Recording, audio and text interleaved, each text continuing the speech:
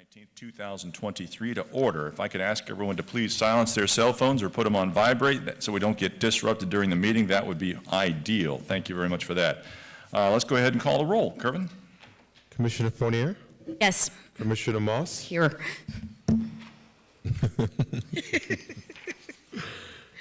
Commissioner Perkins? Here. Commissioner Sigerson Eaton? Vice Chair McGee? Here. Chair Harden? Here, thank you. If I could ask everyone to please rise for the Pledge of Allegiance. I pledge allegiance to the flag of the United States of America, to the republic for which it stands, one nation, under God, indivisible, liberty and justice for all. Thank you. Can I get a motion approving the CRA board meeting minutes of July 17th, 2023? So moved. Seconded. Moved and seconded. All in favor say aye. Aye. Opposed? Motion carries unanimous. Thank you. On our agenda today, we will be striking item number 5. That will come back on a regular City Commission meeting agenda. So strike item number 5. Mr. Harrison, are there any other changes to our agenda? No, sir. Very good. Can I get a motion approving the agenda as amended? So moved. Seconded. Moved and seconded. All in favor say aye. Aye. Opposed? Motion carries unanimous. Thank you for that. All right, takes us up to our consent agenda discussion. There have been no items pulled, so all items will be eligible for discussion during audience to be heard. All right, that takes us up to our audience to be heard. Kervin, do we have anyone signed up today? No, Mayor. No one signed up for audience to be heard. Audience to be heard. All right. Well, very good. All right, can I get a motion? That takes us up to our consent agenda. Can I get a motion approving items 1 through 4? So moved. Seconded. Moved and seconded. All in favor say aye. Aye. Aye. Opposed?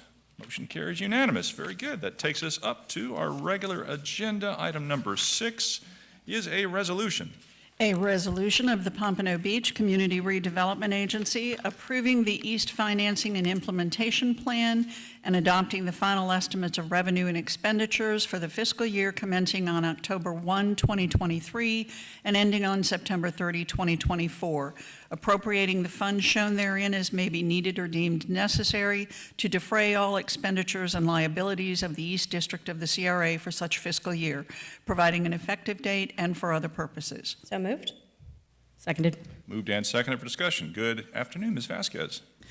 Good afternoon, Chair, Vice Chair, Board members. Kimberly Vasquez, CRA Project Manager. The item before you today is the final fiscal year 2024 budget and the 5-year finance and implementation plans for 2024 through 2028 for the East CRA District. This item came before you in July in draft and is coming to you today in final format, and I'll just provide a brief recap.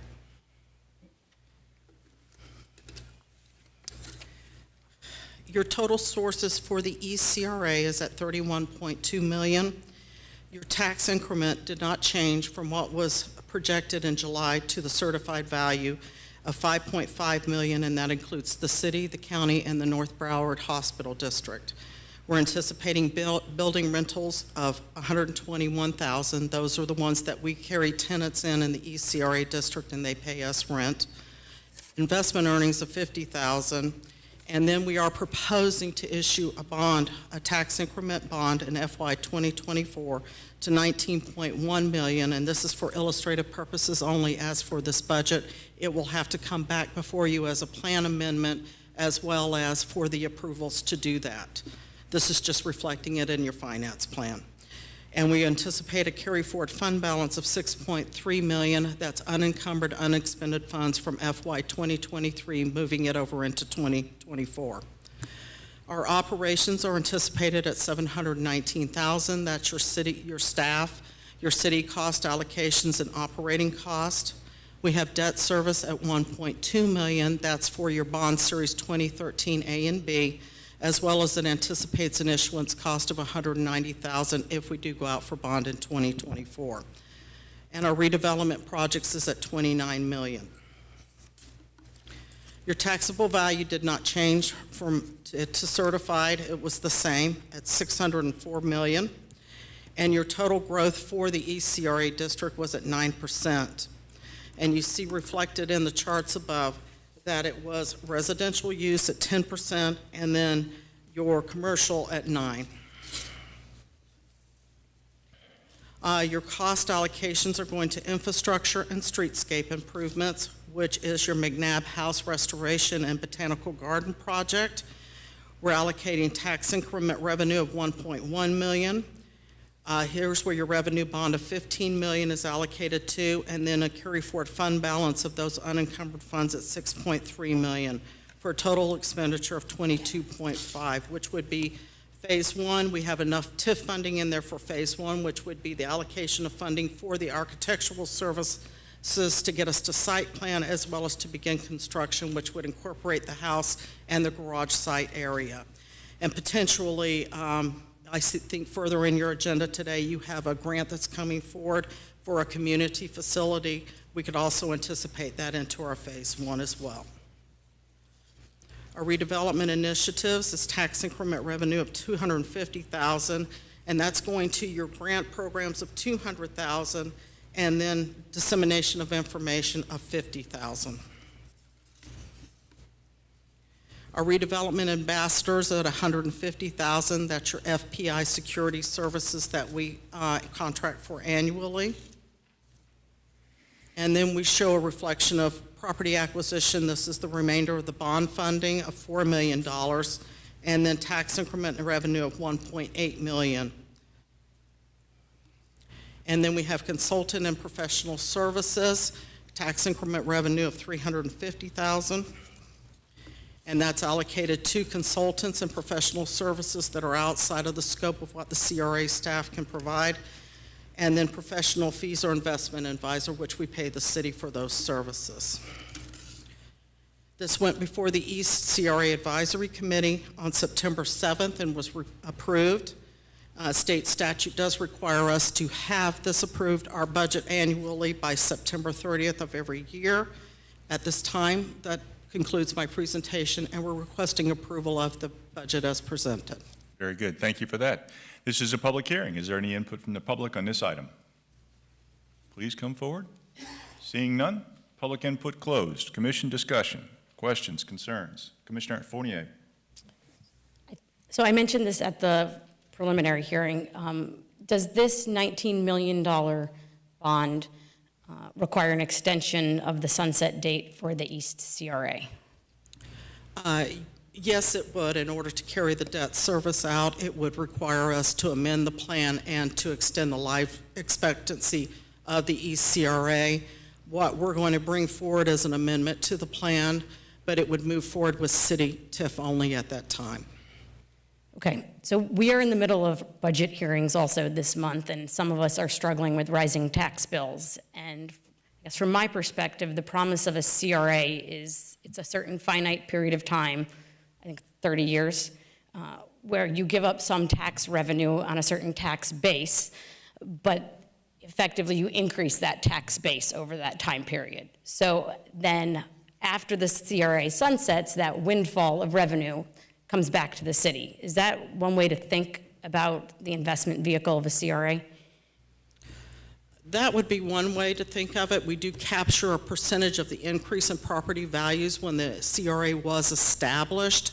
There is a percentage that does come to the city now, but when we move forward, we would capture what's within our boundary. We would still continue to capture that percentage of value. Right, so that tax money on that tax base, instead of coming back to the citizens to offset our tax bills when the CRA sunsets, it'll be another 20 years until people see that money come back to the city budget. Or I don't know if it's 20 years, whatever the bond issuance is that, as long as we extend the CRA, that tax money won't come back to the city, it goes to the CRA for investment in this specific area.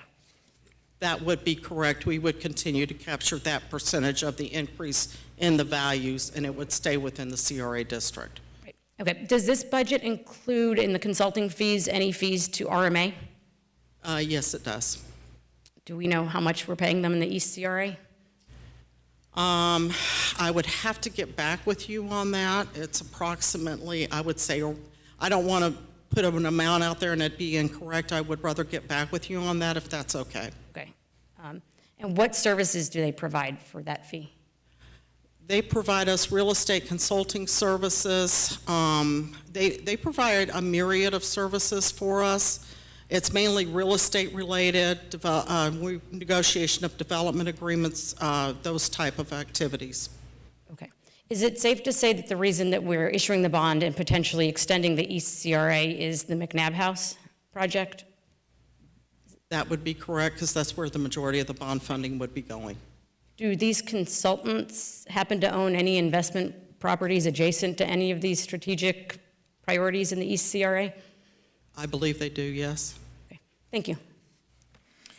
Very good. Further commission questions, concerns?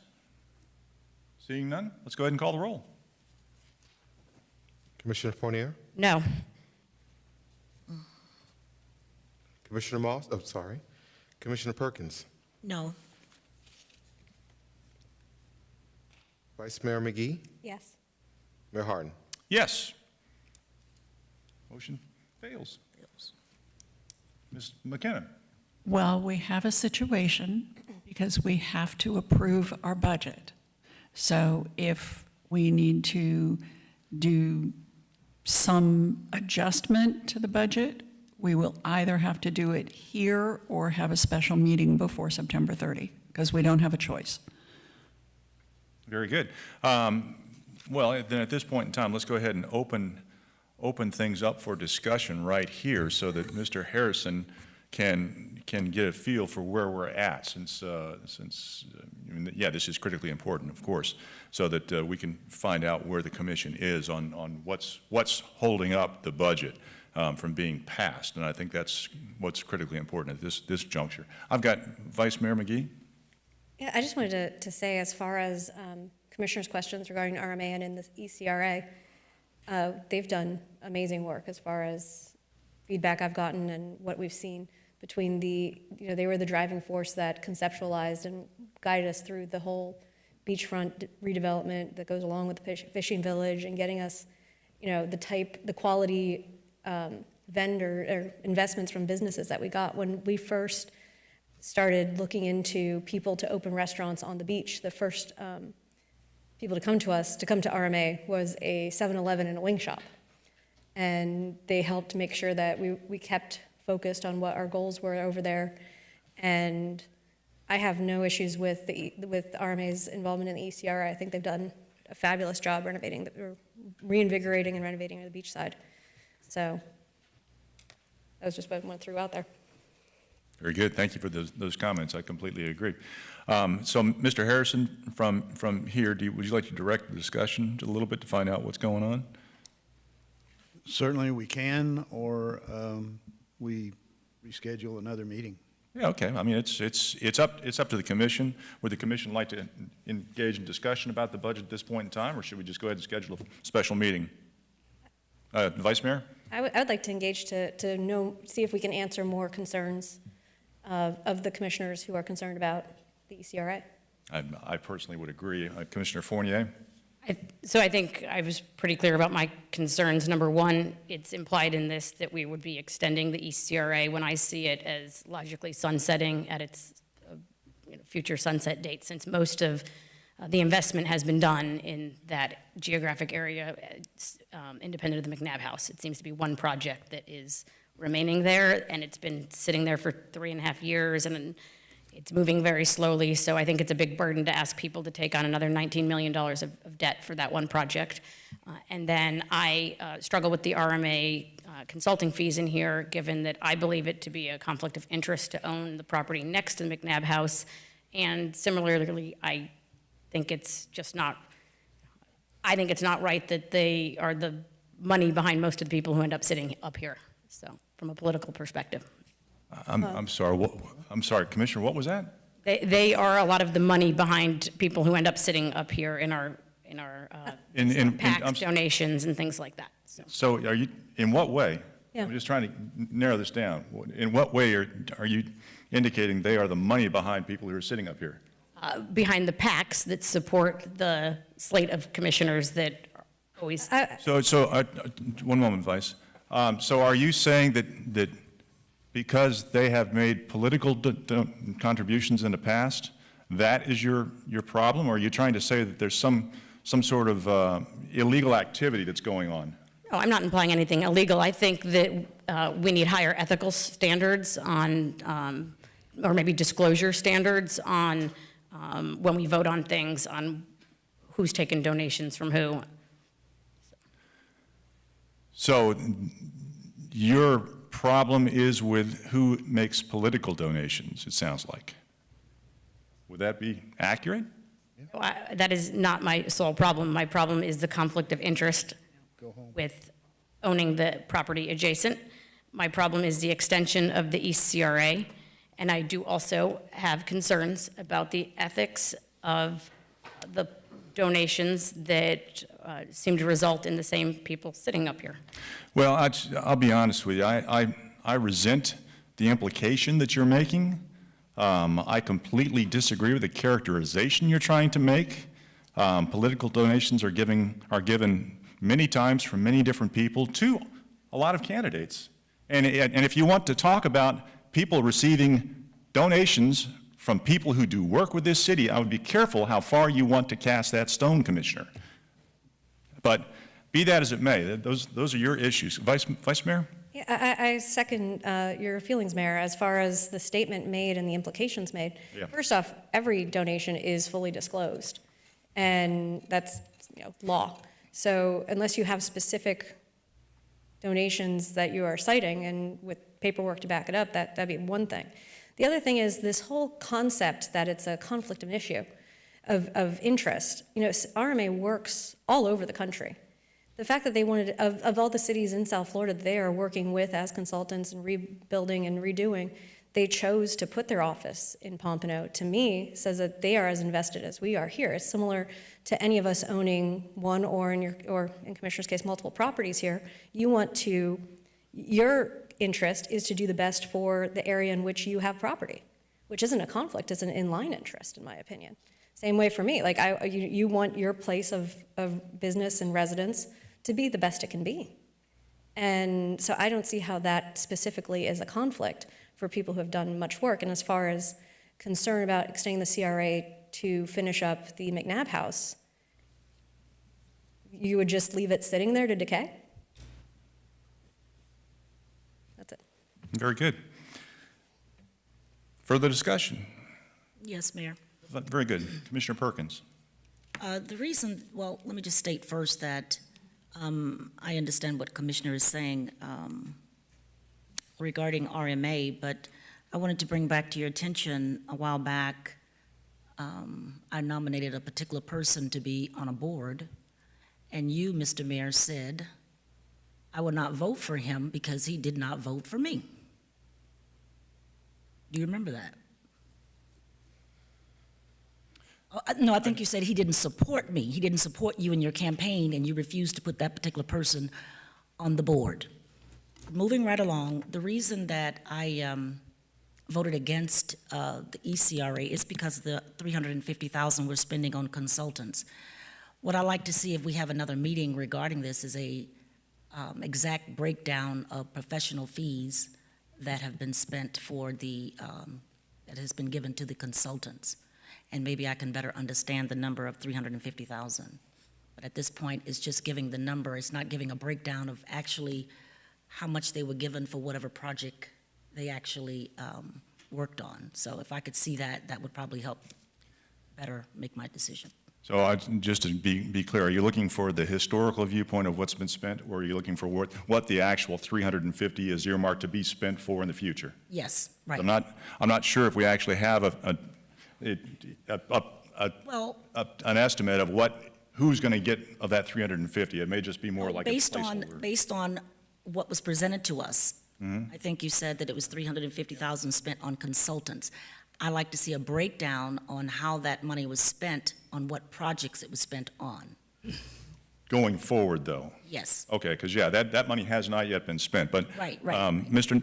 Tran, can you give us a breakdown of where that 350 grand is supposed to be allocated going forward? It was asked previously, and Commissioner has that data. Let me recap RMA's contract. The contract is one contract for both districts.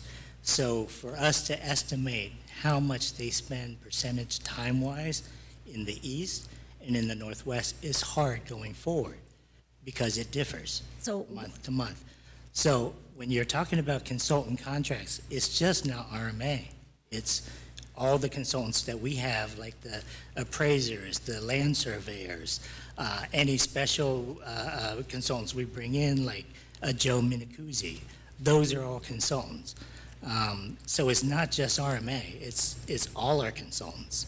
but I think that's what we're concerned about is RMA. I'd like to see a breakdown on that, simply because, of course, RMA was working, we know, for CRA. But let me ask you this, why do we have one contract for both CRAs for consultants? Why isn't there a separation between the two? Because we don't know how much they're going to spend on each district. Sometimes it takes more time on the east doing negotiations deal on the McNabb House. Sometimes it's on the ITN going on the northwest. So they bill monthly depending upon the percentage of time that they spend in each district. Okay, well, can you give It's me, easier for administration purposes for one contract. okay, can you send me the bills that have been sent to the city for RMA as consultants from the past year? In the past year, Yes, we can resend it to you, yes. okay, a detailed, yeah, because I received something, but it, You already have that, Commissioner. no, I I've received. already given but it was to not you. It was not a breakdown of what I really asked for, so I would like to see specifically what they were billed for, the amount, and how much they received for what, the services that they've given. I received something, but it was not what I was expecting. Okay. You good? I'm done. Yeah, Okay. go ahead. I've got Vice Mayor. And, the 350 that's in question, it's because with the consultation contracts, it's up unto 350, correct? Correct. It's for all our consultants. Right, what I'm saying is it's not 350 if we spend 250. Correct. It would be up to, Two, yes. thank you. Commissioner Fournier. I also asked for a breakdown of what we've been paying RMA. So it looks like there was a low of $3,000 one month, but really we paid them anywhere from $6,000 to $23,000 a month just for the East CRA. And it is not broken down, as Commissioner Perkins says, by what they're doing. It's just the monthly amounts. So I think we're wondering what's going on for $23,000 a month. Very good. Okay. That's, any further discussion? So, just since we're hammering this stuff out, is the point of contention here the $350,000 line item for consultants? Is it, if we just took that out of the budget at this point in time, could we do that? Just take it out of the budget at this point in time, and bring items back on a piecemeal basis each month as we need them or something? I mean, it's up to the board. I understand. If you want to remove, I'm trying to get where we can pass a budget. That's what I'm trying to do. I don't have a problem with the 350. I'm trying to get where we can pass a budget. we just wouldn't have funding allocated. We would probably have to move it over into a contingency account and then pull from that contingency as needed. But we do have service agreements for other consultants that are below that 75,000 gap. So we pull funding from that, and I think just as a point of example, there were worksheets provided in the backup that showed actually how much was spent on just a lump sum fee for what was spent on consultants for the ECRA, and I don't even think it totals 200,000 right now. I think it's like at 164. But like Nguyen said, it's a myriad of services. It's not just RMA. Okay, because yeah, I'm just looking for a way that we can get through today. I mean, as we've got issues that obviously need to be answered with specific questions about what dollars went to spend for, and I'm just trying to figure out how we can move forward. Ms. McKenna? Yes, I think, Mayor, that what you could do is remove that line item, approve the budget without it, and then bring back a budget amendment in October. Right, that's kind of what I figured, yes. Vice Mayor? I was just Okay, pointing out okay, that yeah. her hand was up. So if we could do that, and now the other issue, it seems like it was, and here, I don't want to put any words in anybody's mouth, but it sounded like Commissioner Fournier had a problem with extending the CRA, the ECRA, the term. But there's no way to pass a bond without extending the ECRA, correct? That would be correct. You wouldn't have enough to cover debt service till 2031 when this CRA sunsets. So and here again, Commissioner Perkins, did you have a problem with extending the ECRA? No, I don't. Okay. Not extending it. But I do, I want to say that I do have a problem with the $75,000 gap that we are giving the city manager to approve without coming before us. And that's probably why we're asking a lot of these questions, because he can approve any consultant for $75,000 and under, and we don't see who they are unless we ask for it. And I think it should come before the commission to be approved for any consultant, in the entire city. Well, okay, that's a completely different animal there, because there's a lot of. Well, that's part of why we're asking and asking questions about consultants, because we don't have a clear breakdown of what's really going on and, what to really expect. So if we can eliminate that, which we can discuss later when the other board members are here. But I think that's part of the problem. Okay, yeah. But just to be clear, you don't have a problem with the bond and extending the ECRA?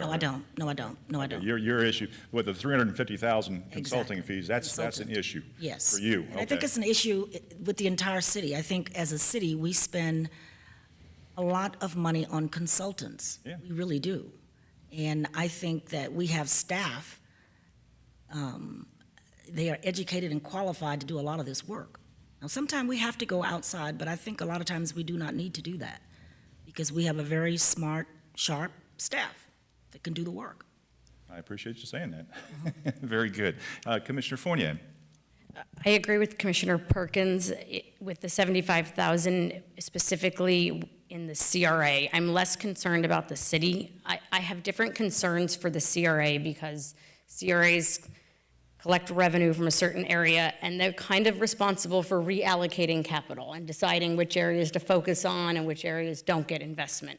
It's more of an issue in the Northwest CRA, but because they were a vehicle that there's more leniency, I guess I would put it, in how we spend that tax money, we are effectively picking winners and losers at times in a broad geographic area. Some areas get investment and some do not. So I similarly struggle with this consultants and not having this board approve them, like Minicozy, things like that. If they fall below a certain threshold, I would think it'd be something that we should decide on. Very good. I would just have to disagree, though. I think the city reallocates many more dollars than the CRA does, and as you pointed out, picks winners and losers. Every time we do a streetscape project, we identify winners and to the detriment of the losers, so to speak. Using your terminology, I don't consider anybody in the city to be losers when we invest dollars into our city. Thank you, though. Vice Mayor. Well, and to echo with that too, that is also why the City Commission is the CRA board. I think it's been amazing that staff has been able to utilize funding paths that make the most sense in different areas, but keeping that overall vision of what we're trying to achieve throughout the city and also within the districts. That's why we are the same board. We just for the way it's set up, we have to meet separately, but it's the same people trying to do the best for the same city to make it awesome. So I don't understand the differential. So. Mayor, if I could, just for the record. Sure. As per 163 Part 3, the CRA state statute, we as a CRA must follow the city's procurement guidelines. We don't go outside of those guidelines. And as far as potentially consultants, and if it would put this board at ease, what we can do is on a monthly, we can provide a report of who we have secured in services and the dollar amount allocated for that service. That's just something I'm putting on the record. Okay. That's every month, we'd find out where the dollars are going. And Ms. our service agreements contain a termination provision for convenience. If we were to enter into a contract that the majority of the board objected to the following month, that contract could be terminated. Sure. That's an additional disclosure method. Commissioner Perkins, how does that sound? Repeat what you were saying again. Well, Ms. Vasquez said that they could provide you with a report of each of the vendors with whom they've entered into service contracts that are $75,000 or less. Every one of those contracts contains a provision that says the contract can be terminated for convenience on 30 days' notice. So what that means is that let's say you get the report on the 30th of September. At your October meeting, if you objected to the entry of that contract with that vendor, if the majority of the board supported that objection, then that contract would get terminated. Yeah, I understand what you're saying. No, well, the board is it's always gonna be the majority anyway, because of those two people missing, we know that, of course. Okay, I can go with that. Yeah. It's gonna pass anyway, yeah. But okay with that. I'm just, and I don't want to disagree with you, Ms. McKenna, but Ms. Vasquez, were you talking about the service contracts? Or are you talking about all consultants that we spend dollars with? I was talking specifically any professional anyone that we draw from that particular line item for professional services. Right.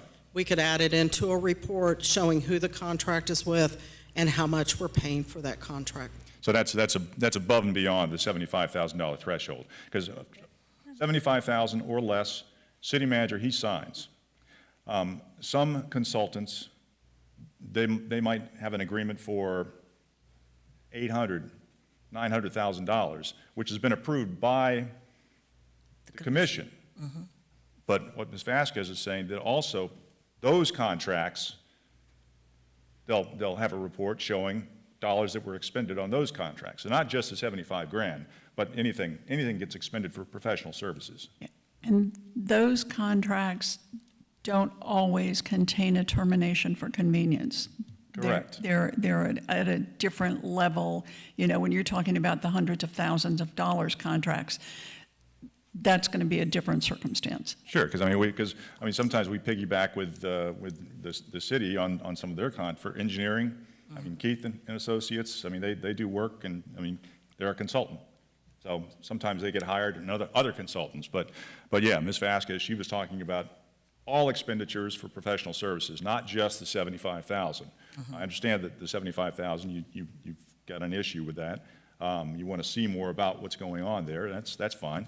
But yeah, what she's talking about is even more than just the $75,000. It's the $350,000 total. Yeah, but whatever gets spent. just a note for the city manager to be, excuse me, a little bit more mindful in hiring professional consultants that we could use in-house. I think the city manager need to consider that more. Because when you look over there at staff, and a lot of us know what their resumes look like, they're qualified to do a lot more than just always hiring a consultant. And on some occasions, of course, we have to hire consultants. I get that. But I think the city manager needs to be more mindful as far as hiring consultants the way he's been doing it. That's it. Very good. So just to clarify, though, does that solve your issue with that $350,000 line item?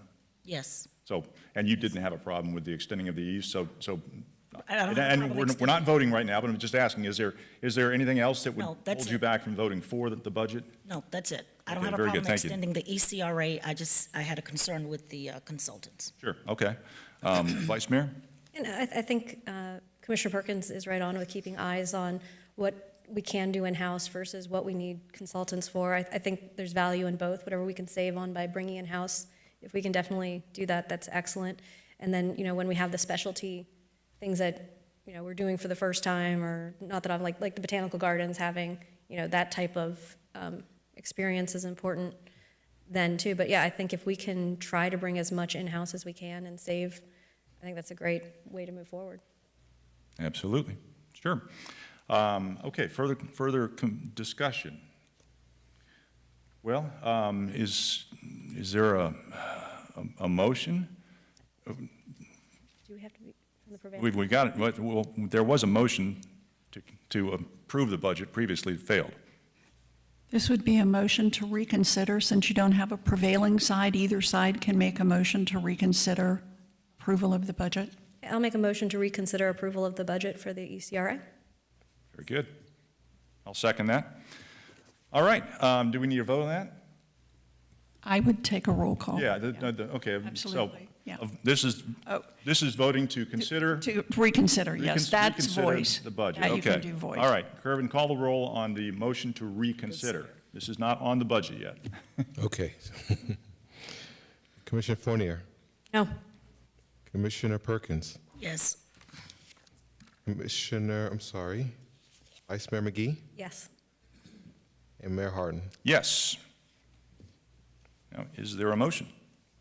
Do I make another motion? Motion to approve? Motion to approve ECRA budget. I'll second that. Very good. Further discussion on the budget? Seeing none? Okay, let's go ahead and call the roll. Okay. Commissioner Fournier, No. Commissioner Perkins, Yes. Vice Mayor McGee, Yes. Mayor Harden. Yes, thank you for that. Item 7 is a resolution.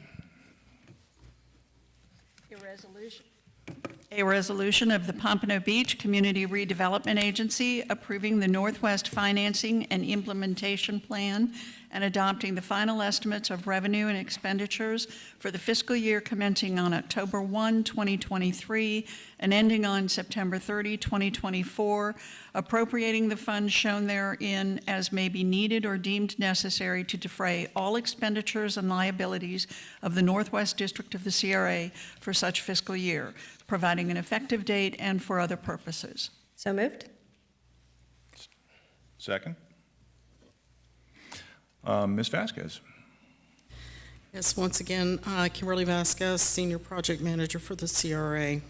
As with the ECRA budget, this item came before you as a draft for fiscal year 2024 and a 5-year finance and implementation plan for years 2024 through 2028. It's being presented to you in its final format, and I'll provide you with a recap.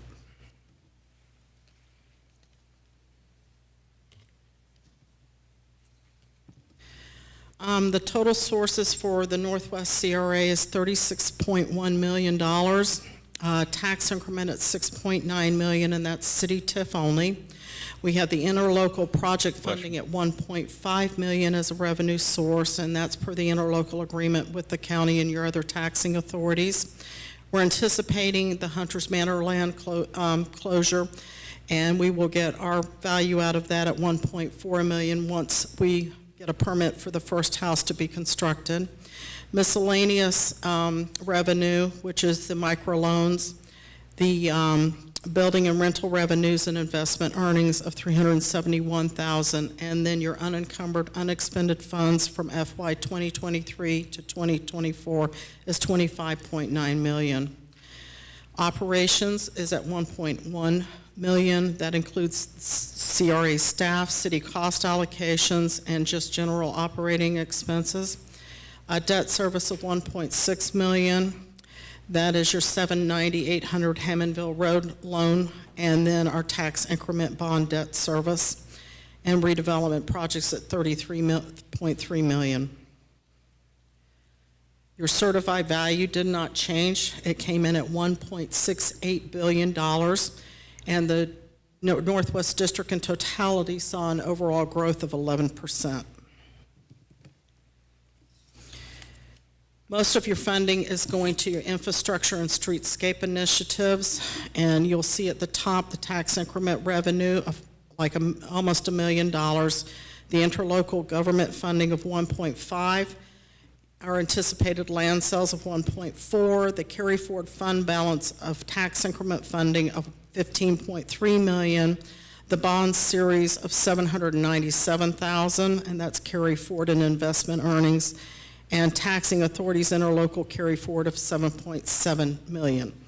And just to recall that interlocal funding can only be allocated to projects that are specified in the interlocal agreement with the taxing authorities. Your expenditures are your downtown district drainage of 3 million, our downtown district infrastructure of 2.8 million, and those are carry forward dollars. Collier City Gateway features, we did reduce that amount to 100,000 and carry forward now that we have a true understanding of what those gateway features are going to be for the Collier City area. Sonata Development, you have a development agreement, and we're allocating 300,000. It was 1.5 million over 5 years. Dixie Highway and Atlantic Infrastructure, that's carry forward and investment earnings of 797,000. And then the interlocal funding of 9.2, and that's carry forward, and then the 1.5 million allocation. Infrastructure and streetscape improvements is a little over 3 million. And then public parking and capital improvements is where we increased the amount up to 7.9 million. We took that funding from Collier City and allocated it to that. Your vertical development has not changed. You see tax increment revenue of 478,000, and then our building rental income of 81,000, and that's allocated to tenant improvements at 100,000. Our building maintenance budget at 250,000, and then rentals and leases at 210,000. Redevelopment initiatives, you see tax increment revenue of 560,000, and then the micro enterprise loan program revenue that we get, and we're expending that on incentive programs at 400,000 and dissemination of information at 175,000. Area stabilization is tax increment revenue 465,000. Our redevelopment ambassadors or FPI security at 345,000. We have additional security and safety at 100,000, which really goes towards any security cameras or other measures that we need to take. That's what that funding is allocated for. And then emergency rehab of housing stock at 20,000.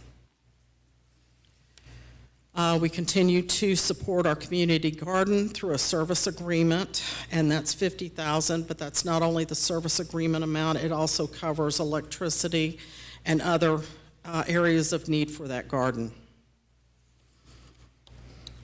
Property maintenance and property acquisition, you see an allocation of tax increment revenue of 1.2 million, carry forward fund balance of 2.1 million, and then you see your expenditures as property maintenance or special services at 387,000, and then property acquisition at a little over 3 million. And then once again, consultants and professional services, those are outside of the scope of what the immediate staff can provide in services, and that's at 410,000, or 400,000, and then demolition services at 10,000. This is the final budget at this time. That concludes my presentation. We are requesting approval of the Northwest CRA budget as presented. I'll take any questions the board has at this time, but just of notice that the Northwest Advisory Committee did review this item at their September 5th meeting and recommended approval of the budget as presented. Very good. Thank you for that. This is a public hearing. Is there any input from the public? Please come forward. Just name and address for the record. Vincente Thoreau, 1890 Northwest 6th Avenue. Mayor, can she go back and tell me what is the microloan program? Sure. Ms. Vasquez? Yes, the microloan enterprise program was facilitated in the CRA, I believe, in the beginning stages, and they did provide loans to small businesses for startup, and the repayments are those persons that received those loans are repaying us back over time. So that's what that is. How much of that money have we gotten back so far? As of current year, we're a little at 5,000. We are seeking, as what we have received to date. I can't give you an exact dollar amount, but we are pursuing repayment. Out of $1 million, how much money did we lend out? That I don't know. I'd have to get back with you on that. So, Yeah, Mayor, it's a revenue item is what it is. It's money coming into the CRA, because we don't expend any microloans any longer. okay, and what about the part that talked about the, I think I saw the, well, let me just skip to this. Mayor, where on there will it be to do the pressure cleaning of the infrastructure that we already put down? Now, we spent a lot of money putting our family names down in stone on going down 6, but there's no maintenance of that. There should be something in this budget that maintains that. It's like the Hollywood Walk of Fame. How do we not have in there something to maintain that? When you go down 6, all our family names are all on those stones in the ground. To the mayor and to the council and the city manager, why are we not at least putting something in the budget?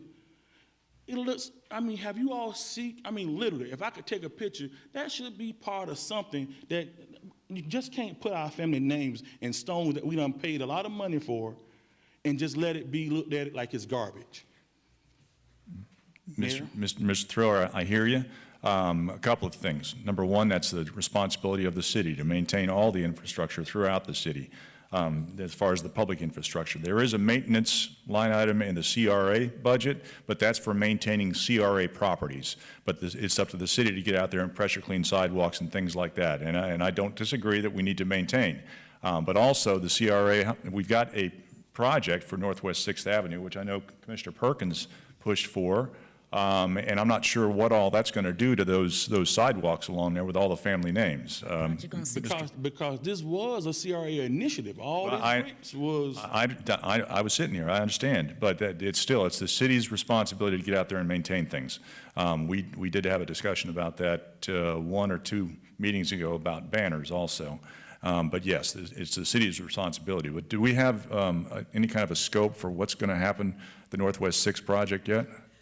What about those sidewalks? Yes, we are currently working internally with city staff and going through that tactical plan that was brought before you about 3 months ago to see who's going to take on what task within that plan, because it was brought to our attention and when we presented, we knew that this was going to require some CRA as well as city staff initiatives taking part in that. We are currently, I think we'll have an update potentially in October or November regarding that tactical plan and where we're at. Well, that's we are working on it. That's for the maintenance aspect. I'm talking about the construction aspect for Northwest 6th Avenue. Well, this is concerning maintenance too, as well, Mayor. Okay, because are those sidewalks going to be reserved, disrupted during construction on Northwest 6th Avenue? Do we know? No, they should not be. The only areas that will be disrupted on Northwest 6th Avenue is where the roundabouts are at currently. I believe where you're talking about, they're inlaid into the actual sidewalk, correct? Yes, they are. Yes, no, those won't be disturbed. If so, it would be very minimal. We're working on an engineering task for that, but that's the only road disruption that we'll have is removing those roundabouts and putting in the raised tables. And we will have some sort of a game plan going forward for that corridor by next month or the following month. Correct, that is correct. Mayor, I'd appreciate it because I'm gonna be honest. I think we put those things in like 6 years ago. Matter of fact, it was the first project, and it has not been pressure cleaned just that long. And my last question is, Mayor, we are continuing to pay a lot of money to keep these properties and maintenance. I see property maintenance up there. We are a municipality and we also are an agency. I'm hoping that at some point we're gonna let some of this stuff be self-sustaining and not continue to spend money maintaining all these buildings, 731 on down, because some of this stuff, we can't help our corridor continue to subsidize everything. And the last part of it is, Mayor, that $50,000 that we spend on the garden again, we need to get our garden straight because, man, I should be seeing some collard greens and stuff come out that ground. I mean, I can't grow no weed on it, so so we need to be doing something there, but it's gonna be legalized soon, so that should be a free spot. Thank you so much. Thank you. Further input from the public, please come forward. Just name and address for the record.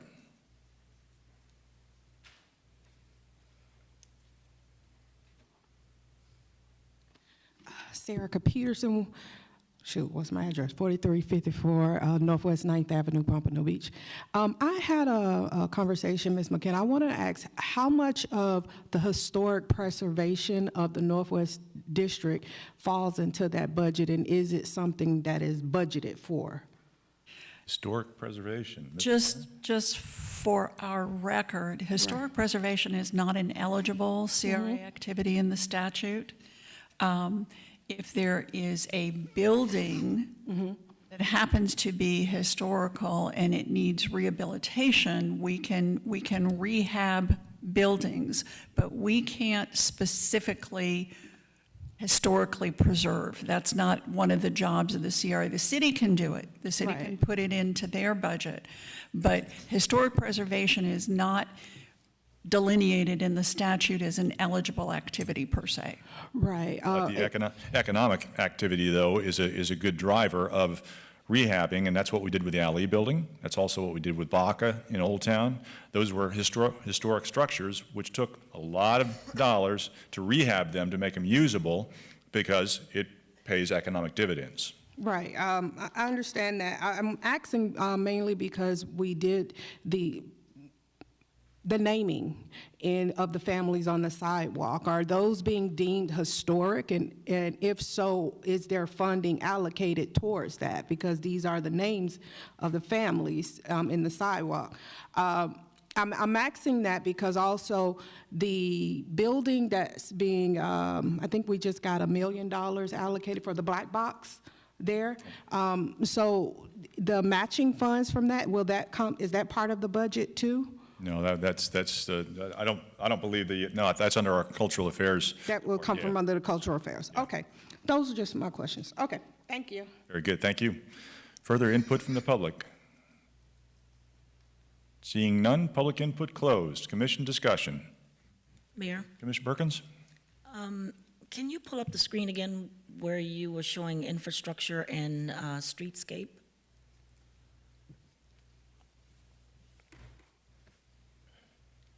Would it be fair to say that's where the majority of the money, the funding is going for infrastructure and streetscape? That is correct. You know, it's very disappointing to hear that because there's so many things needed in the Northwest community.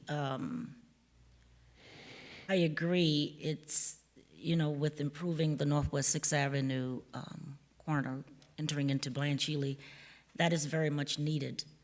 But the majority of this infrastructure is just, I'm very disappointed with it, with where all the money is going for Northwest CRA with infrastructure, and again with consultants for $400,000 again for the consultants again. The Anagillis Park, it looks a mess. It's not being maintained. Everything around it is green. There's no color. It doesn't even look like a new park. The 731 building, it's a mess.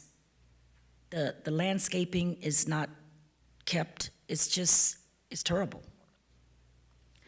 And we're steady doing things in the Northwest, but we're overlooking what we already have in place and improving that. And we're moving forward with 2024. So I'm just really not happy with this plan for 2024.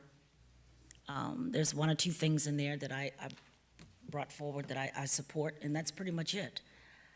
The other things on the items here are just,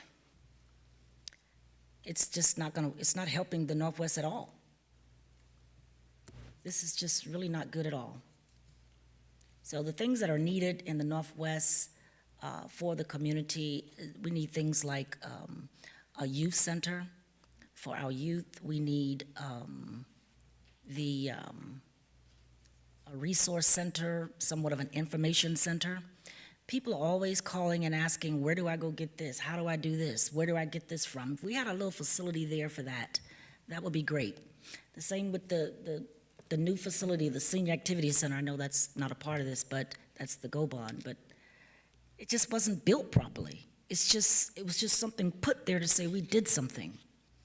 And the seniors are complaining every day to me about it, as though I did it. So we're just not paying attention. We're just throwing money at things, and we're just not trying to enhance the community. We already have a lot of gentrification going on in the Northwest. And with showing how much money you're spending on infrastructure and streetscape, it's just not helping the situation at all.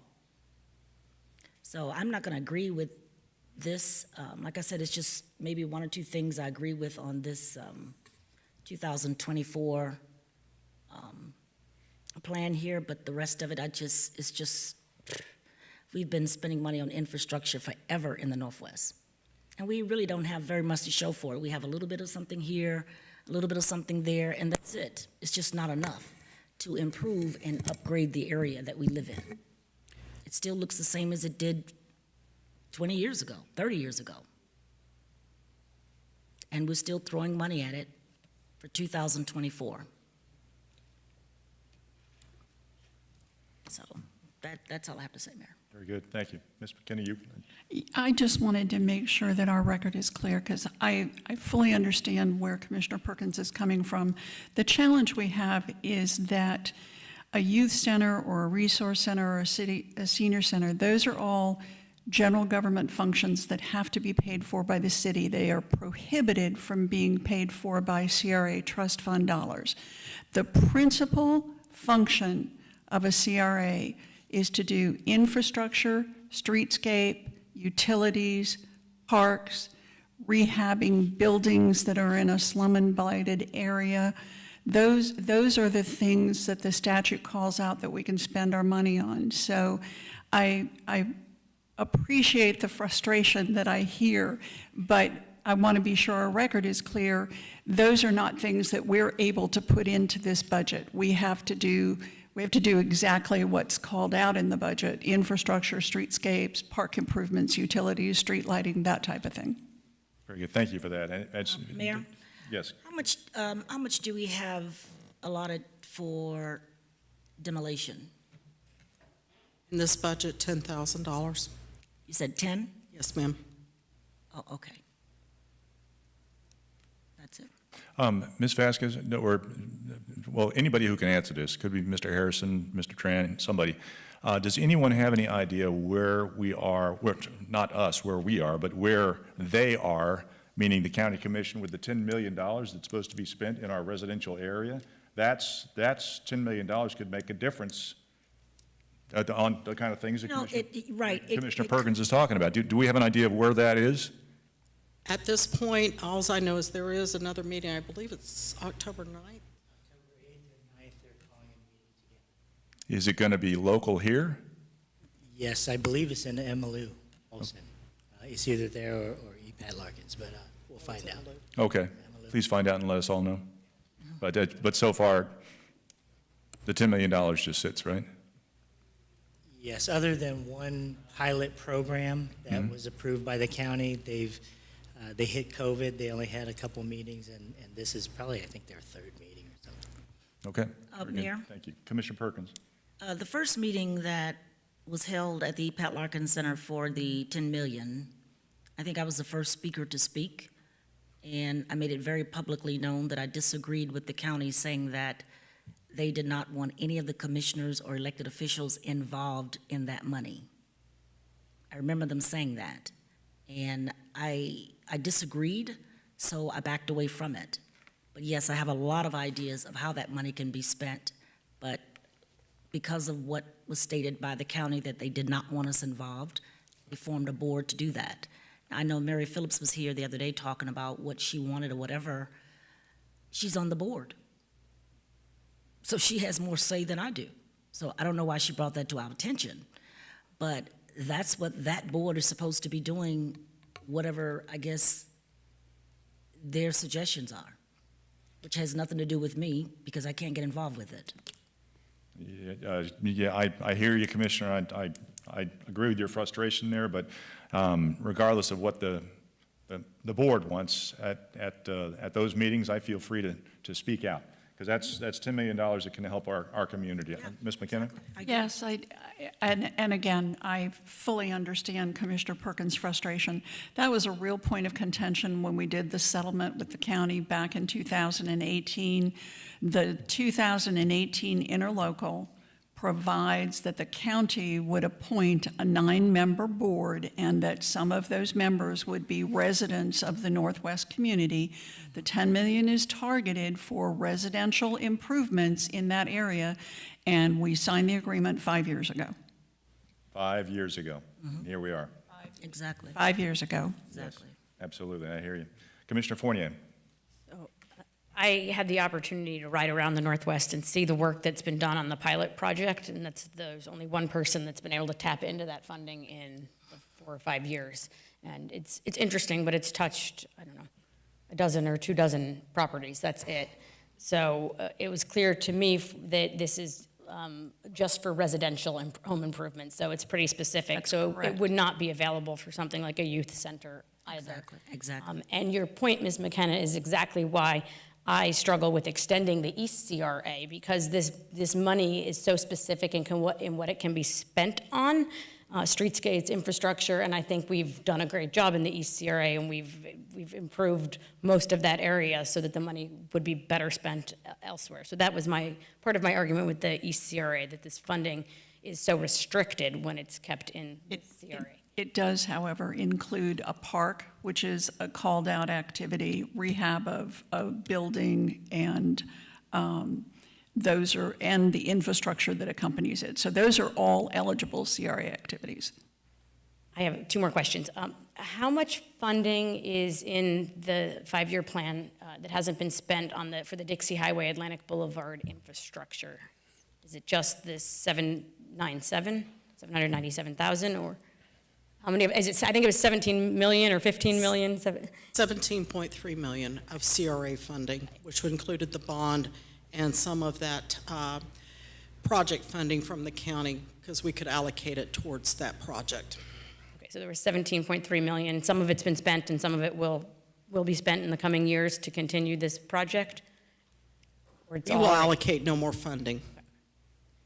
What you see here is just, it's unencumbered funds as well as some investment money. Our interest earnings really on that bond funding. That's what you see there. We're not allocating any additional funding to the project. Okay, and with respect to RMA, I have the same exact concerns in the Northwest CRA. What are they doing for anywhere between $15,000 and $26,000 a month? They're very involved in the invitation to negotiate with the master developer at this time through that ITN process. Various other, very minor other things they get involved in the Northwest. Thank you. Very good. Mr. Harrison? Mayor, Yes. with regard to the comments about the youth center, if everyone would just direct your attention to item 8, that's going to be a result of item number 8 from Mr. Henry Crockett. So, Very good. You Okay. said Problem item solved. 8 Item 8. on the agenda? right after number 7 here. Yes, ma'am. Oh, okay. All right, but I have a question. Sure, Commissioner Perkins. Can you give me the total amount that has been spent on the Dixie Atlantic Highway from the Northwest CRA? 17.3 million. 17.3. Okay, I just wanted to make sure that was correct. Okay. Thank you. Very good. Further commission questions, concerns, comments? Being none, let's go ahead and call the roll. Commissioner Fournier, No? Commissioner Perkins, No. Vice Chair McGee, Yes? Mayor Hart. Yes. So we're back where we were on the east also. Okay. As we all know, we need to have a budget, or we need to schedule a special meeting to pass a budget. So could we have a discussion here about what the issues are that we need to work on this budget to try and get to a point where we can pass a budget? Obviously, I don't have any concerns. I voted yes. Vice Mayor, you voted yes. You don't have any concerns. So I would toss it back to my colleagues, Commissioner Perkins, Commissioner Fournier, if you can further enlighten everyone, specifically what the issues are that need to be changed here, so that we can get to a consensus and pass a budget. That would be helpful. And if it can't be done at this meeting, of course, we will schedule a special meeting. Is that, can either of you, Commissioner Fournier? Happy to give my thoughts. As I mentioned, I have issues with the consulting agreements here and the large amount of money we're paying to RMA. And then I hear Commissioner Perkins, and I hear people stand at this podium and talk about how they feel left behind and we're investing in certain parts of the city and not others. So when I look at items like what will come on before us in item 12, with a new program for minor commercial exterior improvements. So this is we're talking about $5,000 for paint and landscaping. We have 3,000 acres in the Northwest CRA, and then we're narrowing down the people that are eligible to tap into these $5,000 grants for beautification to just small parts of roadways, to maybe a couple miles of roads. So it leaves out 6th, it leaves out 27th. So my concern is always, like I said, that beautification shouldn't be targeted, or some of these programs shouldn't be so targeted. That we should, the CRA is 3,000 acres and we should try to make sure that we are not just targeting our investment spending on the couple acres east of Dixie or right around Atlantic and Dixie. So those are my concerns.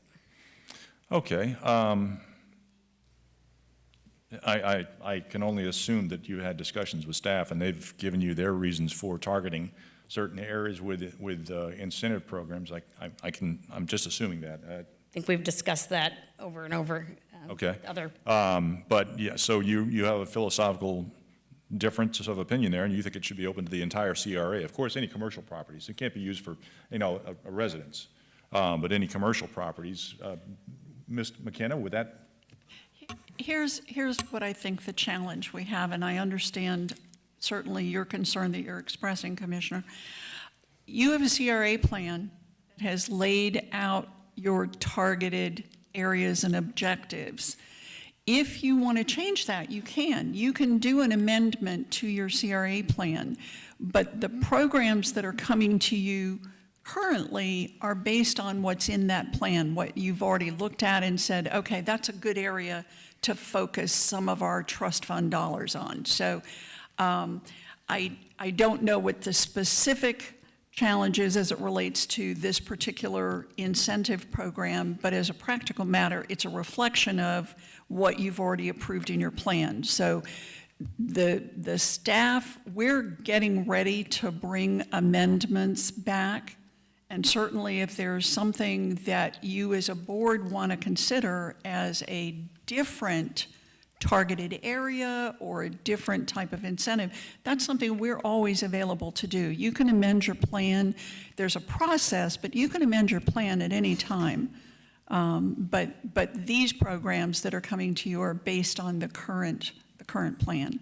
And we can't do anything if it's not in the plan. But so Ms. McKenna, are you saying that we could not, for instance, do away with the targeted area in these incentive programs? We can't do that because it would be in conflict with the plan, so that would violate Chapter 163, or are you saying that we can open it up, but it would make sense to go ahead and change our plan also? Okay. Absolutely. And I haven't talked to staff about this specific targeted area, but yeah, if your plan currently is broad enough to expand the retail commercial area that they're talking about, then certainly you can do that. If it's more narrow, then you just bring an amendment forward to expand it to what you want. Okay, then perhaps we should be asking staff, does our plan allow for expansion of the incentive program into other areas throughout, and for instance, cover the entire Northwest CRA? Just to be clear for the record, these programs, we target specific areas or corridors to make the most impact. Understand. But that does not mean that anybody who has that type of business is not eligible to apply. It would just be if we got a myriad of applications in, let's say 100 applications, those would be considered priority over those who are not within those targeted areas. And just so, in other words, if we wanted to take out that priority status, we could do it, and it's not going to be in violation of our plan nor Chapter 163. No, it would not be. Okay, that's what I was trying to find out. Just, is it possible? Yes. I know there's difference of opinion, what's best and all that, but is it possible and legal to do that? So it is. Okay, good. We Thank just you. outlined programs in our plan, but, different that we can create and bring forward programs. Some of the areas, it doesn't target specific areas. It does in the actual incentives themselves. Okay. Because we want to put a priority to those targeted areas, but that doesn't mean you can't amend them and just make them eligible for anybody who's in that district. Very good. That's what I was looking for. There's just, we do have the flexibility. Very good. Vice Mayor? Quick question to follow on that. I know it was brought up in a prior meeting that some of the properties in that area, in addition to probably the facade work, also need like electrical or plumbing, getting out of cloth wires and that issue. Are we able to expand the scope of what qualifies to cover, electrical plumbing issues as well? Are you saying for commercial properties or? Well, I think with this one, it's commercial. I'd love to be able to do it for both because it just, if you're only putting the lipstick on the pig, to borrow Commissioner Moss's thing, but if the inside if these properties have cloth wires or corroded pipes or whatever it is there a fund for that? We have programs available for what we refer to as interior build-out, which includes electrical, plumbing, HVAC, any of those types of uses. And if I'm not mistaken, I believe the program that you're approving now, or that will be coming for you for approval, incorporates those activities. Interesting, thank you. Very good. So, Commissioner Fournier, we've ascertained that we could expand the geographic footprint of these programs. So if we were to do that, would you then be in support of the budget? I'm being brutally frank here. I mean, it's.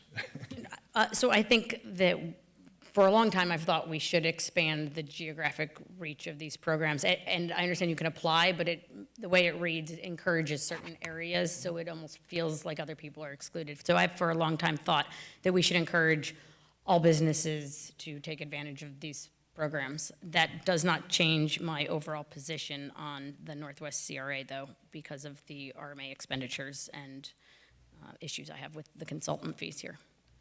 Gotcha. Okay, and it's not so much the disclosure element of consultant fees that you have an issue with.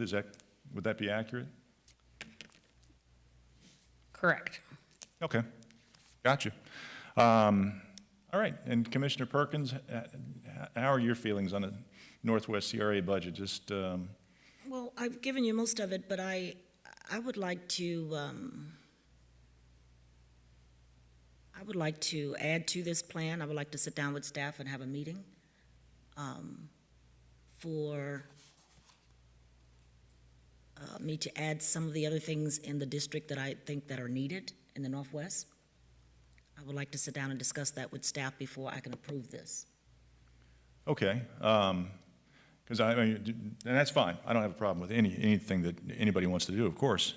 But Ms. McKenna did just explain some of the items you brought up. Of course. Just yeah, aren't. Yeah, but there are a lot of items I did not bring up as well. Okay.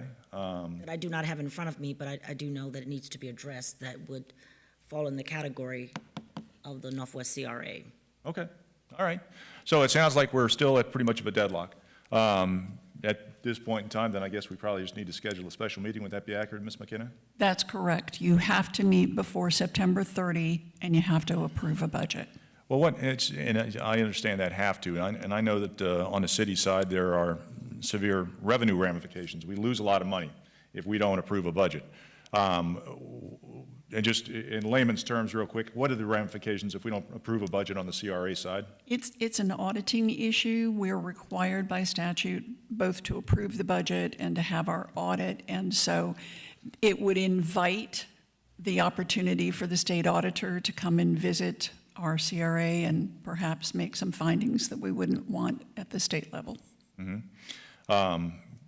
you say it's an obligation we have to, but it's, I mean, it's mandated, but are there any ramifications beyond just additional eyes on us? I mean, are the board members liable or in some way? No, the board members are not liable. I'd have to look back at that provision of the statute. I apologize. I just haven't looked at it in a while. You didn't anticipate needing it. It's never come up before, so I will certainly look at it, and before the end of the meeting, I'll tell you what. But it's certainly from a revenue standpoint, obviously, if you don't have a budget, it's almost like a shutdown. You know, you can't pay salaries, you just can't do your work. So that's primarily the principle behind the budget.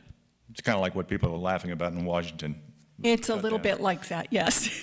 Right, things shut down. Gotcha. Okay. All right. Mayor? Yes, Mr. Harrison. May I ask? Of course. Commissioner Perkins? Commissioner Perkins, would you be agreeable to passing the budget with the understanding that you can get with staff and go over all of the things that you have a concern about? What did you say at the beginning? You said, would I be able to pass? Would you be agreeable to vote to pass the budget this afternoon with the understanding that we will sit down with you and go over all of your concerns? No, because Greg, you and I have done that several times. When I meet in your office, we don't get anywhere. All right. I don't get anything done. I don't get anything in my district when I meet with you. That's why I bring up so much I do on the dais, because when I meet with you one-on-one, I get nothing done. Nothing. Very good. And it's not that it's that difficult. It's just that every time I meet with you, it's no, no, no. It's like I don't get anywhere. But I'm not coming to you as Beverly. I'm coming to you from the community as to the needs and what is being asked of me. And when I do a one-on-one with you in your office, we don't get anywhere. We've been doing that for Could you please since give us an 2016? example of one thing that I've told you no, no, no on? Okay, you want me to get, okay, let's start with the Lamar Jackson. The community came to me, he's a NFL football player, and the community came to me and said, we want to put a sign up at the entrance of the Turnpike and a sign at the entrance and exit of I-95 to say home of Lamar Jackson. You're saying You met with me and you showed me a videotape you had on your phone of Lamar Jackson on nationwide TV saying that he's from Pompano, the ghetto. And I said to you, we do live in the ghetto. That's what it feels like to us. That's kind of like the way we speak. That's our language.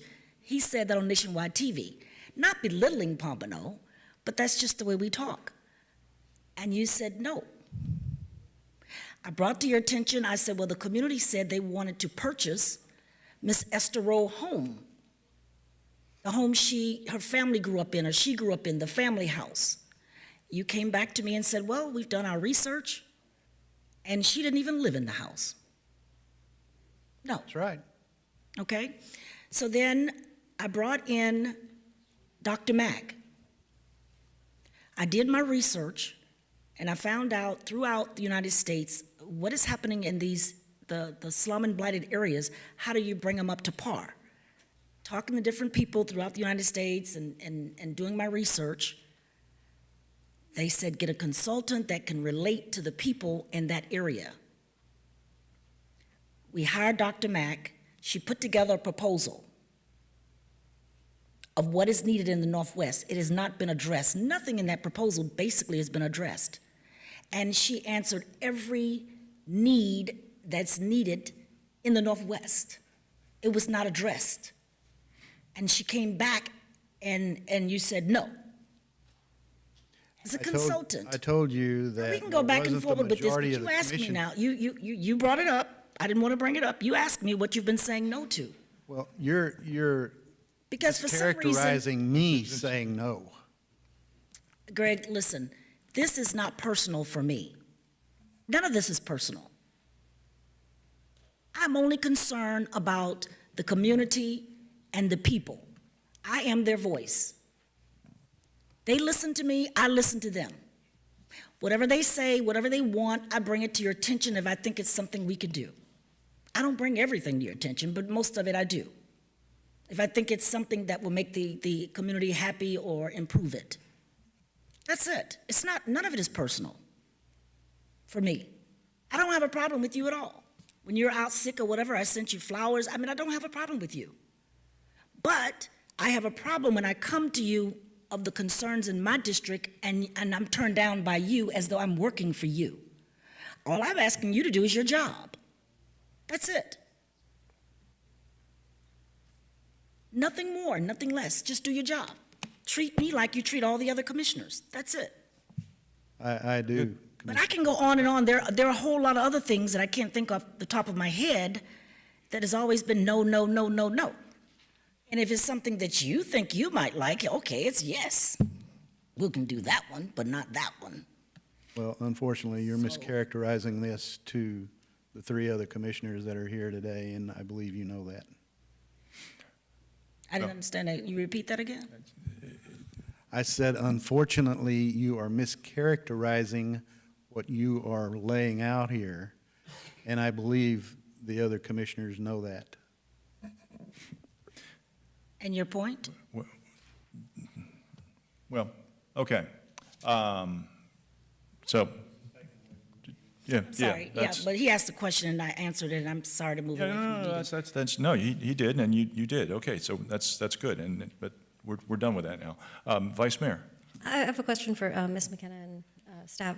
If we were to get the budget passed and Commissioner Perkins sat down with staff and wanted to bring back projects that could fall within the purview of what's legally allowed by the CRA for a board vote at a later meeting once it's been identified and cleared, that is something that is doable?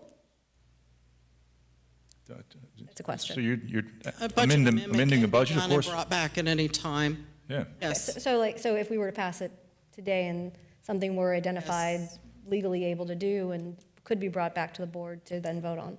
Provided it falls under the state statute and it's in our Northwest plan, and we can sit down and talk with her to see what it is that she's looking for in particular. And yes, we can bring an amendment forward and have that approved at a later date. Okay, I just wanted to Sure. clarify. We can always amend the budget, absolutely. But I still say, it appears that we're at an impasse at this point in time. The votes are not here. Mayor, Yes, Commissioner Perkins? let me reconsider.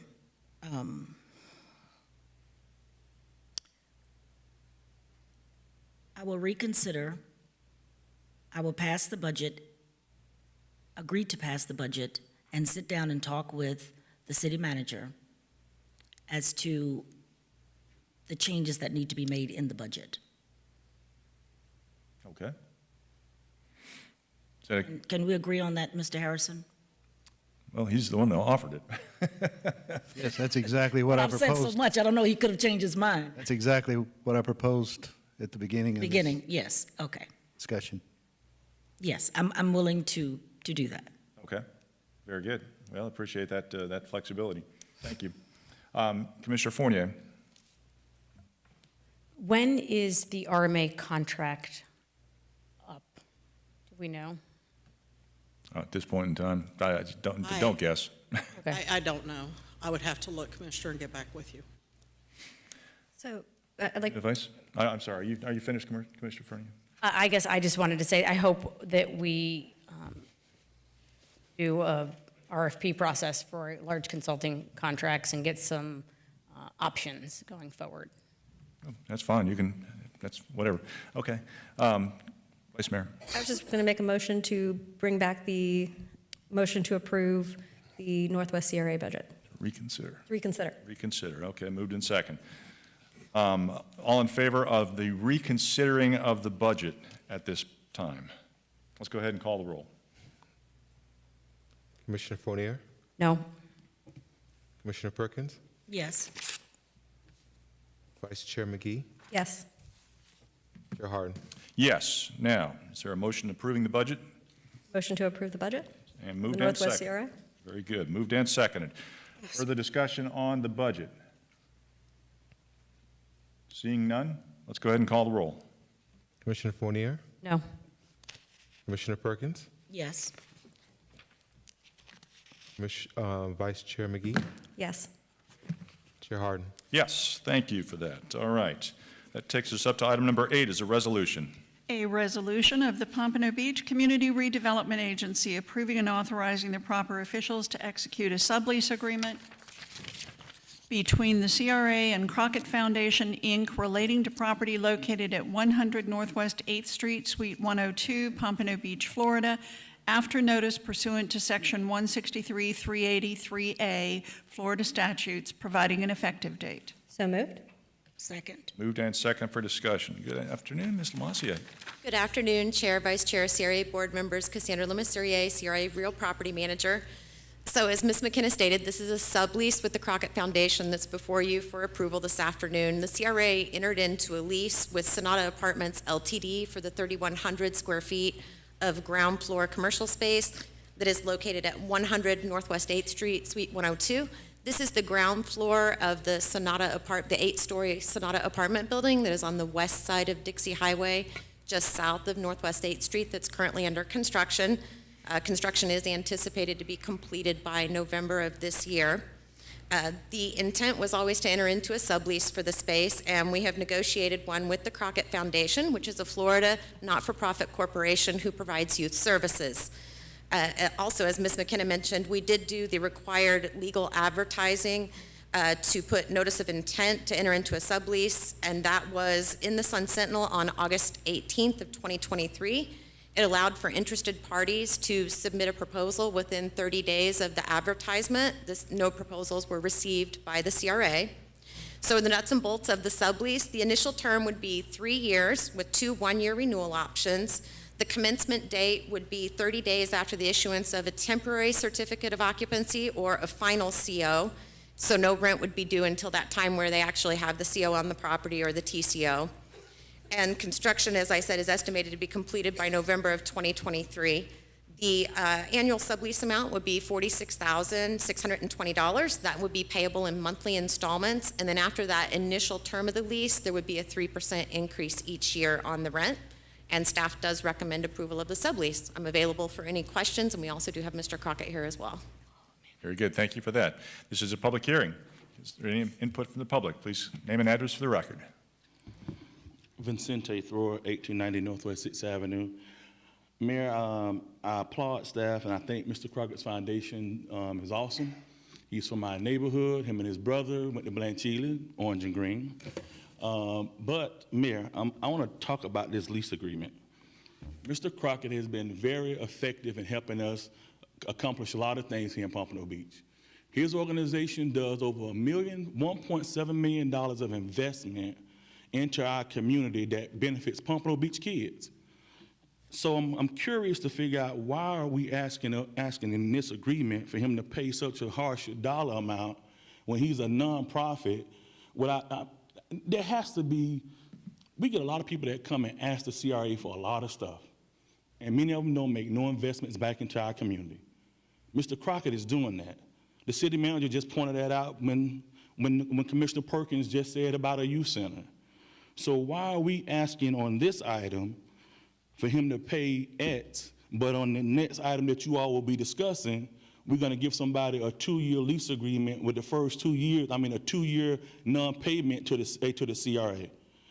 The inequities don't make any sense. He's a nonprofit that's providing a service to us, and it's going to cost him possibly another $500,000 to build out. So I'm curious, why are we not giving him the same opportunity and saying to him, who's providing a service to our children and who also facilitated the money to help our Orange Bowl football field over at Mitchell Moore, something of that similar nature? Good question. If I could assist with that. Sure. Before we brought this forward, we did consult with our CRA attorney to make sure it would be allowed that we rent or sublease to a nonprofit, and she had advised that it would be allowable if it was a market rate lease, rent rate. The other is that this property comes with $150,000 in tenant improvements to make the space ready for Mr. Crockett's use. Also, just to correct the record, the next sublease that's being brought for you has a 6-month tenant improvement period where rent would not be due, but the tenant improvements are being done at the cost of the subtenant, not with money provided by the CRA. Just to clarify. I didn't say that, Mayor. I didn't say that. So $155,000, $150,000, sir. $150,000 of improvements to the facility is, we're doing that? Yes. And does Mr. Crockett have to put anything in? Do we know? Only for things that he would like to finish out, such as his furniture, but the space will come complete with restrooms, HVAC, the ceiling, the finished flooring. They won't let us refer to it as a kitchen because it's not a full kitchen, but a break area that does have cabinets, countertops, things of that nature. So the space will come built out, ready for use. That's why we started working with Mr. Crockett, I think last October or November, on his floor plan so that he could work with us to be able to develop the space to meet his needs. Okay, So, so Mayor, in it's, essence, it's going to be a vanilla shell, Mayor. Once again, a nonprofit has to raise money every year to operate. So why are we not working with him for at least the first 2 years or so to help? So he has to raise money to function. And the money, and once again, he's gonna make an investment of about $500,000, even after what she's talking about. okay. So, Well, Mayor- as private investment, I mean, if somebody wants to decorate their walls with, whatever, but we're building it out to be usable space. So but I want to give, Ms. McKenna, can you chime in just a little bit? This question about nonprofit, renting to a nonprofit, why would that be any different? It's not any different. The key is whether or not we're doing market rate rental or some subsidized rental. That was really the question. It was not so much the not-for-profit, it was, that we are subleasing. So our responsibility is to maximize the return on our redevelopment trust fund investment. So are you saying that we can't, for instance, give a 2-year build-out timeframe rent-free? On a case-by-case basis, if we had a 2-year build-out, there have certainly been instances, I don't know that we've gone 2 years, but there have been instances where during the improvement period, the rent has been abated, but when it starts, it's market rate rent. So I don't think we are charging, are we charging Mr. Crockett during the improvement period? Mr. Crockett does not have an improvement period because unlike the next sublease coming before you, this is brand new construction that's being built out to suit his purposes. His improvements should really only be the installation of the furniture that he's selected. So it's not an extensive tenant improvement period like you'll see with the next sublease that we're going to discuss. Okay, so I hear you, Mr. Thoreau, but I'm not getting the same. Mr. Thoreau, I'm calling you Mr. Thoreau. To the mayor, do we have a problem with asking the actual tenant on what he's going to be doing with the build out? Because I heard what the attorney just said, and she's correct. It is within your purview to allow him that opportunity to do so, and even if it ain't an improvement, an investment is an improvement. Even if it is new construction, it's still an improvement. Yeah, I mean, I'm happy to hear from Mr. Crockett if he'd like to speak, of course. I mean, but that's just my 2 cents, Mayor, of people that give back and are giving back and are complying with what the former commissioner, what the current commissioner is saying, and the city manager just agreed and said is happening. So I hope that we consider that. Thank you, Mayor. Thank you. Mr. Crockett, would you like to speak up? I mean, please do, and welcome. And thank you for all you do for our community. Thank you, guys. Mayor, Vice Mayor, City Manager, and Commissioners. Yes, Mr. Vicente was right in a lot of things he said, but also thank you guys, Nguyen, and for staff for negotiating with us. We're actually okay with paying the market rate rent, but it would be nice if we can get some kind of relief on the game, because when we have these negotiations, a lot of times, I don't want to say you misspoke, but it's a lot that goes into these it's a tech center. So what we have to do is a lot of behind the walls that you have to do. It's no different in the build out there having floors and all that. It's the technical part that comes in it. It's the computer. So we'll probably spend another $300,000 or $400,000. I say about $400,000 in creating the space, because we're getting a vanilla shell. You're getting the bathroom. You're getting stuff that we graciously appreciate, the upfront money to do those things, the AC and all those things. But now you have to come in and turn into it's a tech lab where the kids are going to come learn artificial intelligence. It's also a partnership with Broward College, so we have to have a certain amount of equipment in there for them to come teach college courses, which is a give back to the community at no cost to the community, at no cost to the students and their parents and any kind of resident in Pompano Beach, where they can actually come take college courses if they want to better themselves. All right. The kids are going to learn how to code, and they learn how to do esports. It's an esports gaming facility, because now we know that kids can go to college off esports. So it's a lot that goes into the centers, and it's going to be a lot of upfront money, and also hiring the staff, getting it ready to support the community. So if there's any way that we can lighten the load from the first year or two, we'd greatly appreciate it, but we're not here to negotiate the amount of rent. Mayor, can I ask him a question? Mr. Perkins? So this is based on, it says here in the agenda, that it says an office and ancillary uses. So I didn't know exactly what that was. There's nothing in the backup saying that what you plan to do. Yeah. Exactly. All right. So can you So a little bit more in thought through detail? in the city of Pompano, a lot of kids, they get to a certain age, they don't want to go to the Boys and Girls Club. So we wanted to find a safe hub for the kids. They can come learn, and not just learn, but get certification that they actually go out and turn into a monetary gain. We understand that the world is going digital, and there's a huge digital divide in the Northwest community. So how do we do that? So we have to start at an early age, getting these kids to understand the importance of the digital world. Even going to McDonald's, don't look at McDonald's as a food place. Look at it as a tech place. Because now you go there, you have to go to the digital board and press your digital and the food, and the order goes back. Well, somebody has to create that. Our kids create those things. And also the thing that we have a challenge with, the parents. Now these parents, a lot of the kids in this neighborhood are Creole speakers, and a lot of times the kids are the communicators for the families. So we're giving them an opportunity to come and get certifications so they can get jobs that they can furthermore go out and take care of their families with. So that's been a great partnership with Broward College to be able to come into in Pompano Beach City, where these parents can walk up to and take night courses to get certain certification, get 2-year degrees to go out and help their families. So like I said, we're not here to negotiate the price, but it would be great if we can get some kind of relief from the front. So would it be fair to say that this is somewhat based on continuing education or for learning skills? It's 100% of a community. There was nothing continuing about this in the education, backup. and Okay, I didn't know that. not just for the kids, but for parents too, that didn't get a chance to go to college. It's the opportunity for them to come back, that don't have the time to go to school for 4 years. They can come get a certification that might take 60 to 120 days, or you make a year to 2 years. And it's a quick way to get them back out into the workforce where they can turn that into monetary gain. So it's not just for the kids, but it's for the families too, because we realize that in order to affect the kids, we got to somewhat reel the families in too, because they need help too, right? So. Very good. So just how long do you figure it's going to take for you to get your tech stuff installed? Well, we're working it out right now.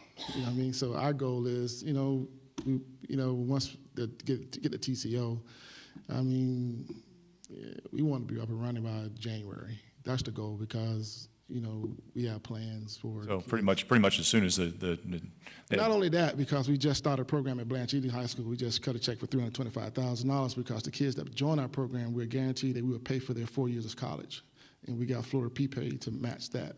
So that's why we're really eager to push to get the center open, because we need them to get those community service hours, we need to get those certifications, because we made a heavily big investment just this past week to make sure every kid that comes through that door, they get a 4-year scholarship paid in full. Gotcha. Commissioner Fournier? So thank you for the background of what you're doing. All right, thank you. really needed work in the community, so thank you. 100%. And I do agree with Mr. Thrower on this one, that we give out free terms or subleases all the time as a CRA board. The next item does have a 6-month improvement period, it looks like, where there's no rent, and then no rent due for 6 months after the issuance of a CO. No, that's not correct. The next one has a 6-month tenant improvement period where no rent is due during that tenant improvement period. That property is going to be going through a change of use, which is a little more extensive because it was a medical office that's going to be switched over to a retail use. So maybe I'm reading it wrong, but it says there'll be no rent due for the premises during the first 6 months of the initial term during the sublease's improvement period, and no rent due for the 6 months after the issuance of the CO. Oh, I'm So sorry. that, so I guess I would suggest that we offer the same incentive to Mr. Crockett and his foundation.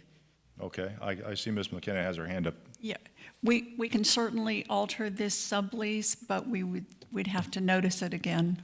Because it would be a different set of terms. And the way the statute works, you have to give the universe of proposers the opportunity to say, oh, well, I would do that and I'd like that space. So you can certainly do it, but it will be a 30-day notice period. 30-day notice period, and it'll have to come back and be approved by the commission. That's correct. Gotcha. Okay. Very, very good. I've got Mayor? Vice Mayor first. And I also, I know we're comparing kind of apples to oranges, but the following one, they're doing their own tenant improvement, correct? There's no tenant improvement allowance? Correct. We're not funding their tenant improvement, and I would like to go on the record, the reason why the sublease is being presented to you as it is because a tenant improvement, a rent-free tenant improvement period was never requested by the subtenant during the several months of negotiations of this sublease. So it's very hard to compare these two spaces because they're just so different. But sort of going dollar for dollar, if we're making $46,620 a year, but we're doing $150,000 tenant improvement allowance, then it's pretty much the equivalent of 3 years rent that's going back into the space. So just wanted to put that math out there. But at the same time, I'd like to. Well, I don't like me. Yeah. I would also love I'm a to little bit in development. bring forward to you. I actually, completely separate, was Yes. involved with a very similar build out for another local charity that did the technology and stuff. And I'd love to let you pick my brain on some ways in which they were able to get private businesses to do all their tech and bring in some stuff. That'd be great. So yeah, there's other routes too that I won't get into details on it, but it's a real similar concept, and I'm sure you know the organization as well. So yeah. Cool. All right, sounds Very great. good. Mr. Mayor? Yes, If Ms. I may, McKenna. I just want to make one clarification of what I just said about the notice. You can make, if you wanted to adjust this sublease, you can have a motion that moves to amend it, put the notice out, and if we don't receive any proposals, then it goes forward as approved. It doesn't have to come back to you. But if we were to receive proposals, then it would come back and you would have to consider them. Gotcha. So there's a chance it could be delayed and all that kind of stuff. That's correct. Gotcha. Okay. Very good. Commissioner Fournier. I guess we need to ask what the timeline is for you. Is a delay a problem for your plans? For us, we've been working diligently. This is our second one, so we've been working diligently with the breakout. We already created design and all those things. So, but as for the 150,000, maybe we can sit and look at the numbers because I don't want to. 150,000 to see where it goes. Because even if we rent a normal place, it comes with AC, HVAC. That's not an added cost. That's on any place that you have to deliver those things. So if we can look at where the money is going for the 150,000, maybe that'd be an We opportunity. actually have requested that from Sonata because Yeah, 'cause they're I don't overseeing see the build out of that 150,000. space, and they're waiting for their subcontractor pricing to come back in because we need to see where we're at, Correct. how much of the 150,000 has been spent, and that actually was requested 2 times, the last time being around 3 weeks ago, and we have not received that information yet because we do need to know that to know if the CRA is going to have to subsidize beyond the $150,000. Well, but that's immaterial to this proposed lease, correct? As far as he was asking about where the tenant improvement money had been expended, how much for what, we don't have those totals yet. Okay, but the tenant improvement money, whether it's 150,000 or 100,000 or 300,000 is immaterial to this proposed lease, correct? Correct. His sublease has an exhibit in it that specifies what the CRA will provide when we furnish the space to him. As far as the facility, not the dollars. Correct, as far as what items will Okay. be in place at that point in time. Okay. And Mr. Crockett, I'm sorry, I wasn't clear.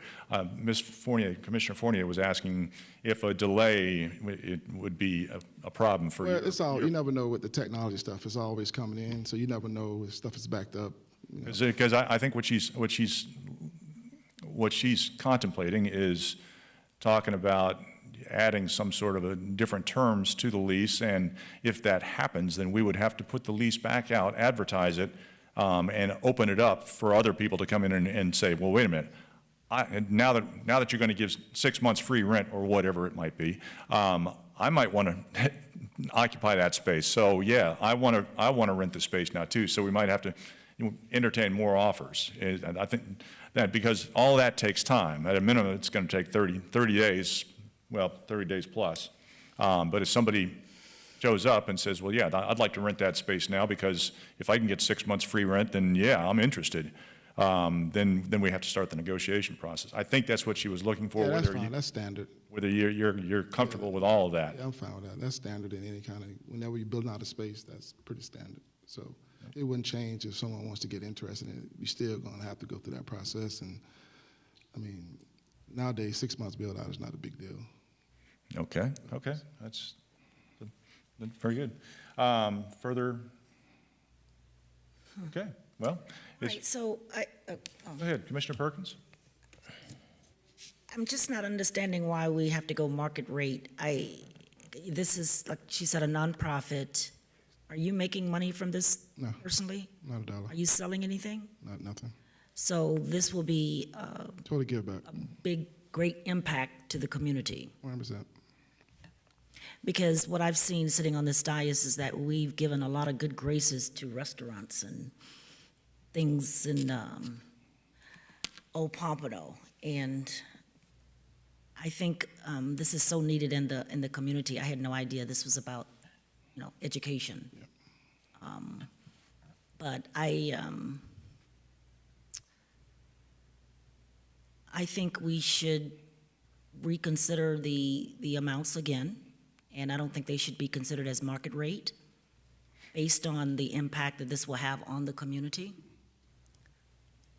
Usually when we have numbers come before us, we never discuss or debate or whatever. It just, go right through because it's done right from the beginning and it's agreed upon from the beginning. But when it's a nonprofit and it's benefiting the community, I think there should be special circumstances. Me personally, I like to see staff go back and do better and renegotiate this contract. Ms. McKenna, I think you mentioned something about market rate, that it has to be market rate. Well, yeah. I mean, if you are not doing market rate, then you are subsidizing a private entity. You're paying for a private enterprise. Typically, the leases that come before you are designed to ensure that we recoup our investment to the extent that we're able to do so. So certainly we can go back to the drawing board and try and figure out a way to have the market rate, but do whatever it is that you want to try and do to help this nonprofit. But remember, these are trust fund dollars. It's not like the general fund. So we've invested in this project, and now we're trying to get the return on our investment. And education and not-for-profit don't appear in the statute. They are very worthy endeavors, but that's not the CRA's job. And I'd like to point out at the City Commission budget meeting, we had some serious angst about nonprofits and funding thereof. But that's a different If I may, discussion. and Commissioner Perkins, I truly appreciate you going out on a limb, but like I said, I'm okay with the market rate. But if there's opportunity for us to get some relief on the front end, I'm open to that, but. Say it again. I say I appreciate you going out on a limb, fighting for us, and I truly do. But I'm saying I'm okay with the market rate. Okay. If there's an opportunity for us to get relief on the front end, I'm all for it. We're nonprofits, so I appreciate So in other words, if we could see our way clear to maybe like 3 months Yeah, of 6 months. outfitting time, Yeah. while your tech people take their time putting their stuff in, Yeah. that might Yeah, be a benefit? yeah, some relief time would be a benefit for us. Okay. Mainly because of just the startup, getting in, getting. But now, the upfront Ms. money to pay McKenna, for staff. If we try to modify like that, then it has to go back out, and there's an opportunity that somebody else could come in here and say, well, okay, instead of paying what they're paying, I'm going to pay more, and then. That's correct, because when you're disposing of property, the statutory requirement is that you put a public notice out of your intent to enter into a particular transaction on those transaction terms. Mm-hmm. If you're going to change them before you enter into that transaction, then you need to put back out to the universe of potential proposers, here's what the transaction's now going to look like this. If you have an interest, we will receive proposals. Gotcha. Okay. Commissioner Fournier, do you have? Is there a way to give, instead of changing what we're looking at here, like the rent-free period, is there some other way to give an incentive beyond the list of items that are supposed to cost $150,000? You're still without renoticing it? Is there any way to help him out a little more without renoticing it? No, because you're talking about a legal document. We're entering into a sublease, which Mr. Crockett very kindly has already signed, or his organization has already signed. What's before you is a signed document. So you're talking about amending your legal document. You're changing your terms. And so we need to put that changed term into the legal document. And then when we change the terms, we need to let folks know, okay, we're going to do our transaction a little differently. If you have an interest in it in this shape, we will receive proposals. Yeah, I would highly encourage Mr. Crockett to apply to the city for some nonprofit funding. If that survives our budget, the city budget, which is separate from the CRA. Vice Mayor. A question, I know we keep saying market rate. What type of market rate did we use on this?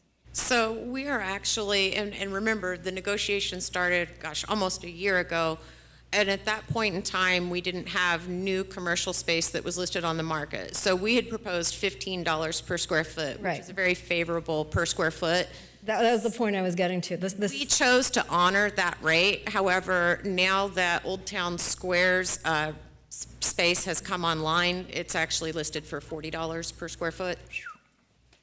Doesn't mean, again, that's a listed price. Doesn't mean that's what they're going to get for it. But because we had started negotiating in good faith and the market conditions had changed since that point in time, we used the comps for what was available at that point in time when we began negotiating to kind of set that base rent. It's by no means high end of the market. Well, yeah, that was sort of the point. Just again, it's personal knowledge. Is the other lease a few years ago was more than that. So I was wondering if you guys were using office rent or current market. But yeah, no, it's a good number. Yeah, I'm like. Yeah. You know this. It's a good number. Actually, it's pretty high. I'm in the commercial spaces. That's what I rent now. But like I said, I'm fine with it, because my wife is a realtor, and we spend a lot of time looking at these things.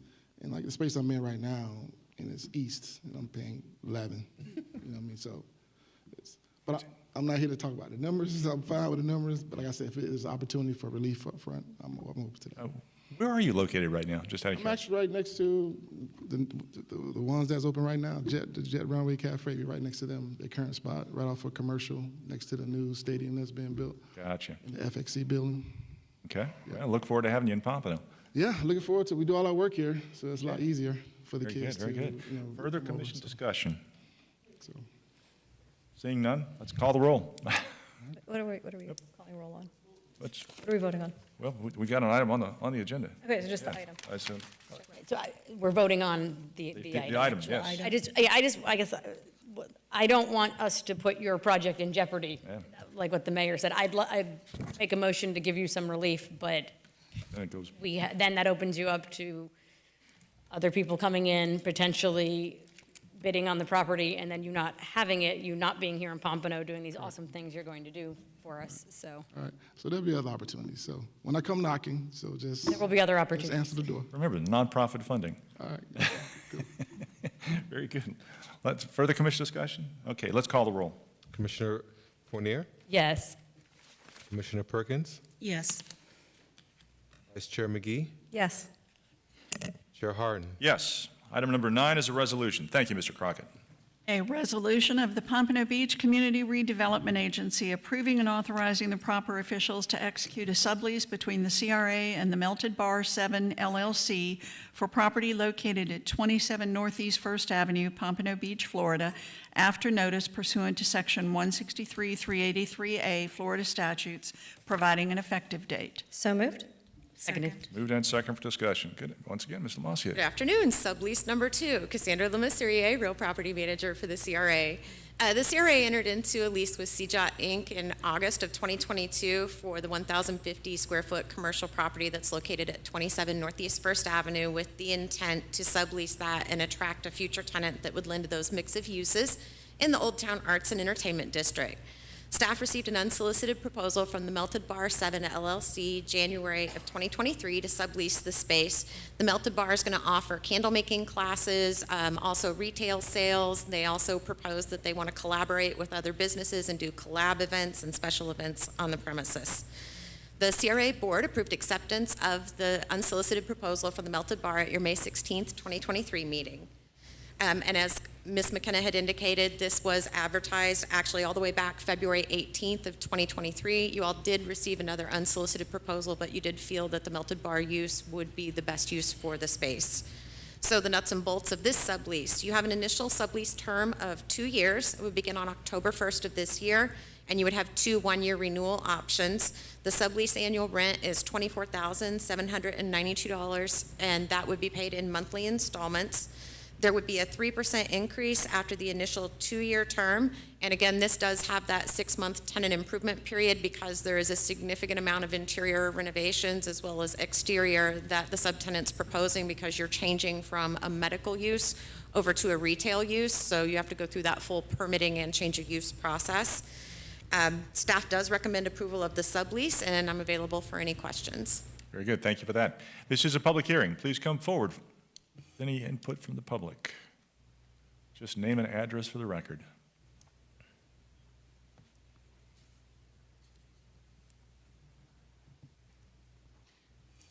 Sarah Peterson, 4354 Northwest 9th Avenue. I have a couple questions. The area is the Old Town Pompano, and the foot traffic right now in that area isn't as significant as we would like it to be for new businesses to come here. And I'm about, with these businesses started, particularly Black-owned businesses getting started, a chance for success over a period of time. So my question is, with this lease, are we making sure that this is also giving time for that foot traffic to increase in that area? And if possible, is there more room in this to give that time for, like as we just had this conversation with Mr. Crockett, well, a better chance for success with this business, and they're homegrown, they're from here. I want to see more business owners from here tapping into it. So is this the best that we can do with this deal for this tenant, and to kind of guarantee some success in this area, and not keep making these improvements? Because if I'm not understanding, isn't she doing all of the improvements herself on it? She's paying for that? Yes, she does plan on submitting an incentive application to the CRA that'll be brought forward at a future date.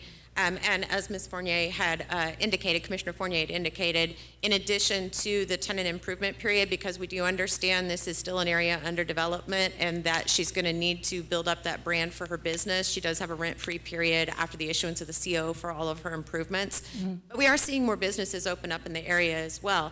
You'll have the Old Town Square project with was that 200-plus residential units that will be completed in the near future that will bring people in. You also have the Soulful Steep that just opened up. You have South Bar and Kitchen. You have Baca that's already open. You have Papamigos that's under construction. You have Odd Breed that's already open. So as more businesses come to that area, as you're indicating, that foot traffic will increase. But with any new business, you know, she's going to have to be good on her marketing. We, as we offer for any of our businesses in our CRA districts, help promote them, do ribbon cuttings, and feature their grand openings, because we absolutely want the businesses to succeed, especially when it's the first time they're going into a brick and mortar. Yeah, and like I say, I just want to make sure, like she's homegrown, she's from here, that we're giving the best chance for success for these businesses to thrive in that area. I know a lot of money has been put into this area. I visit that area there, but I would like to see if, you know, there's some room in there for her to have more time to get that foot traffic there and, you know, and increase her chances of success. But I'm supportive of this project. I supported the first time it came up, and I want to see more businesses like this in that area. Thank you. Absolutely, thank you.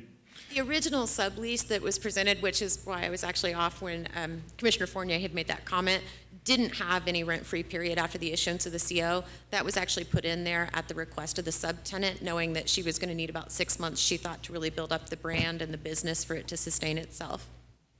Very good. Further input from the public? Seeing none, public input closed. Commission discussion. Questions, concerns? Commissioner Fournier? I knew it was in there because I went back and looked at the initial proposal, knowing that it was a competitive process when we looked at two different people wanting to go into the space. And I don't recall, and I didn't recall seeing rent-free time for this. And then I went back and looked at it, and I didn't see it in there. So it does look like since the initial proposal, we have added this rent-free period, incentive period for them. So I do feel like on this one, we have given them a year both to do the improvements, which for a candle shop hopefully isn't too significant. It's not like they're putting in a restaurant and putting in kitchen equipment. And then 6 months after they open to kind of build up their business. So I actually thought this one was reasonably generous. Very good. Commissioner, Vice Mayor. I just wanted to find out, because I know it was a discussion item when we were selecting between the two ones. Did we come to an understanding for the exterior of the building for it to be on the line of what we're doing in Old Town? She's actually still working on what the exterior appearance is going to be, and that'll be Ms. Mulder that brings that forward. Interestingly enough, I actually did a little research because the Pompano Pharmacy had done an incentive application back in the day, and it did include this property, but it didn't end up actually having the exterior changes done to its facade. But what it referenced was the ornamental brick that was on some of the other facades that was in not good condition that had been removed. So there were actually other portions of the building that it's not structural brick, it's just ornamental brick that had it on it that actually were removed. I know you had concerns about that, but it kind of led me to question, well, did it have an architectural contribution to it if it had been removed from the other portions of the Pompano Pharmacy building? So we'll have to wait and see. I remember we discussed it in detail because it was, maybe to do like a whitewash on it if you're going to keep it rather than like remove it or stucco over it for a flat surface. But I have not seen the new renderings come in yet for the exterior appearance. Okay, no, I'm just, as long as we're working towards the vibe of Old Town being Old Town with the historic references, that kind of stuff. Absolutely. Yeah. Okay, thank you. Very good. Yeah, I'm all for it. Let's get them open as soon as possible. Commissioner Perkins. Under the, where it says the leasing will be responsible for pro rata share, what does that mean? Of the property taxes. So it's kind of unique where 27 is not its own folio, its own parcel. So it's part of the larger building that includes the Pompano Pharmacy. And the CRA is responsible for our pro rata share of taxes, and we pass that on to the tenant. And what it means is that when you get that tax bill, it's for the entire building. So you have to actually do a little bit of math so that they're paying their fair share of taxes and no more, no less. Right, That's a hidden cost. Well, I support this business 100%. I do want it to succeed, but I think this business deal is very much loaded, very much loaded. But I would do, whatever I can to support her. I hope it's successful, but I'm seeing a lot of red flags. That's it. Okay, very, very good. Further discussion? Seeing none, let's go ahead and call the roll. Commissioner Fournier, Yes. Commissioner Perkins, Yes. Vice Chair McGee, Yes? Chair Harden. Yes, very good. Let's take a 10-minute recess. Oh, yeah, right, when I went to the restroom.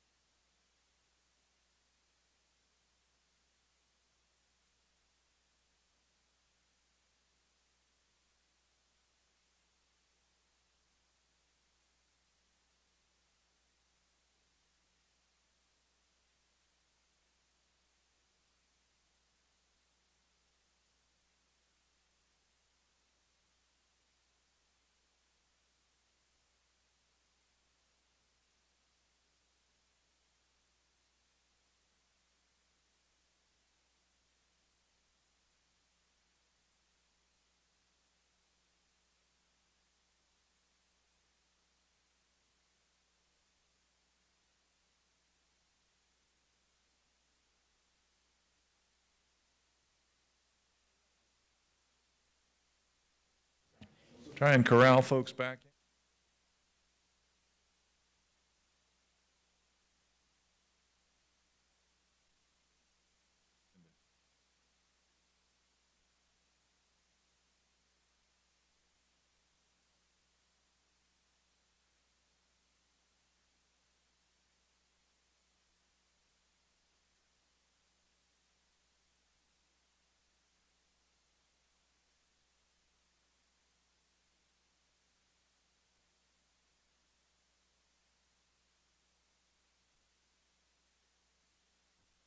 Call this meeting back to order. Pompano Beach Community Redevelopment Agency, September 19th, 2023. We're moving on to item number 10 is a resolution. A resolution of the Pompano Beach Community Redevelopment Agency authorizing the proper officials to execute a cultural facilities grant agreement with the Florida Department of State in the amount of $500,000 for the McNabb House and Botanical Gardens.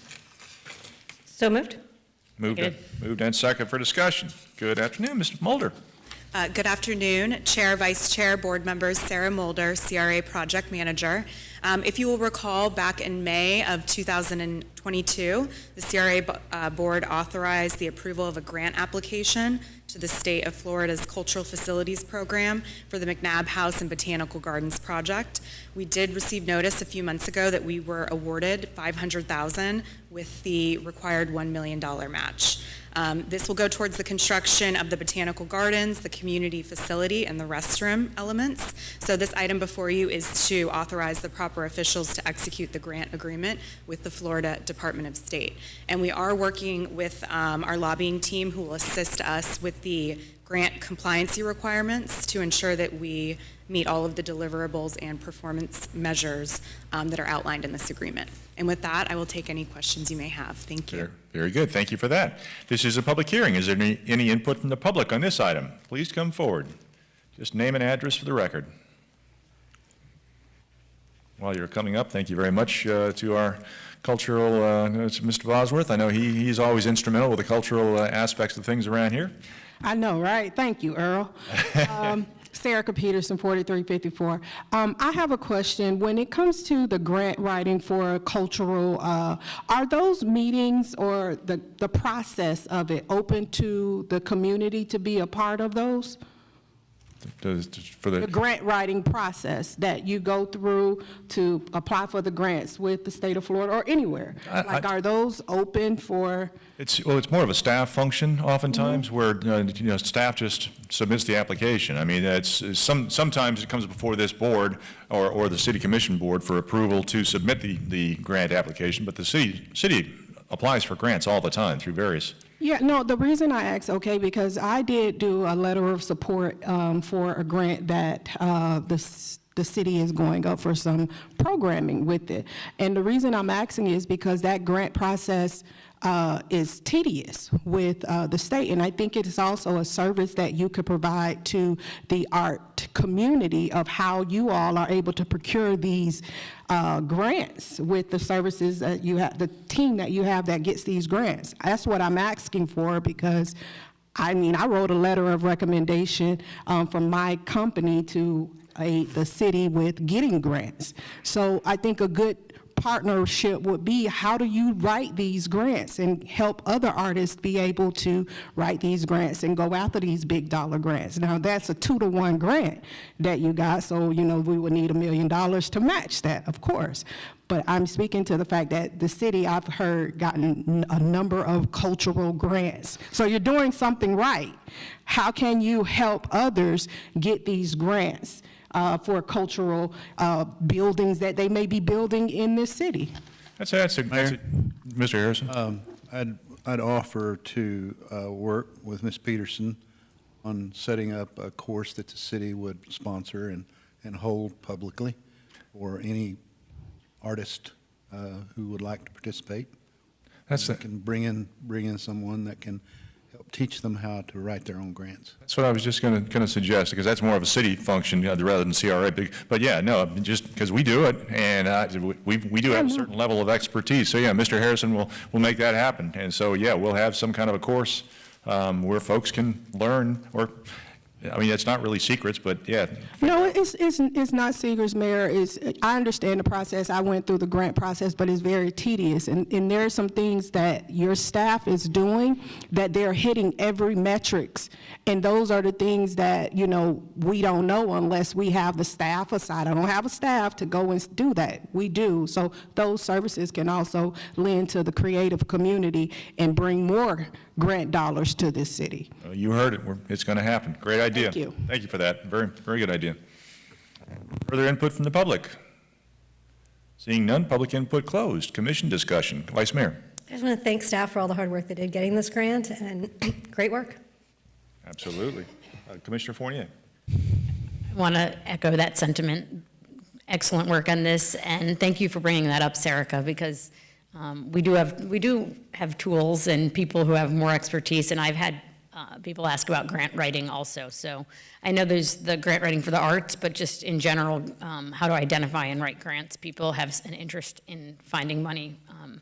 So I think that would be a great tool for residents. Let's make sure we put it on social media so people know that it's going to be available when we do it. Thank you. Very good. Commissioner Perkins. Do we have one staff grant writer for the entire city? I believe so. Karen Santine? As far as staff is concerned, yes, ma'am, that's correct. One. We have a number of consultants that help us with grants. Okay, could she possibly look in writing some grants for the Northwest?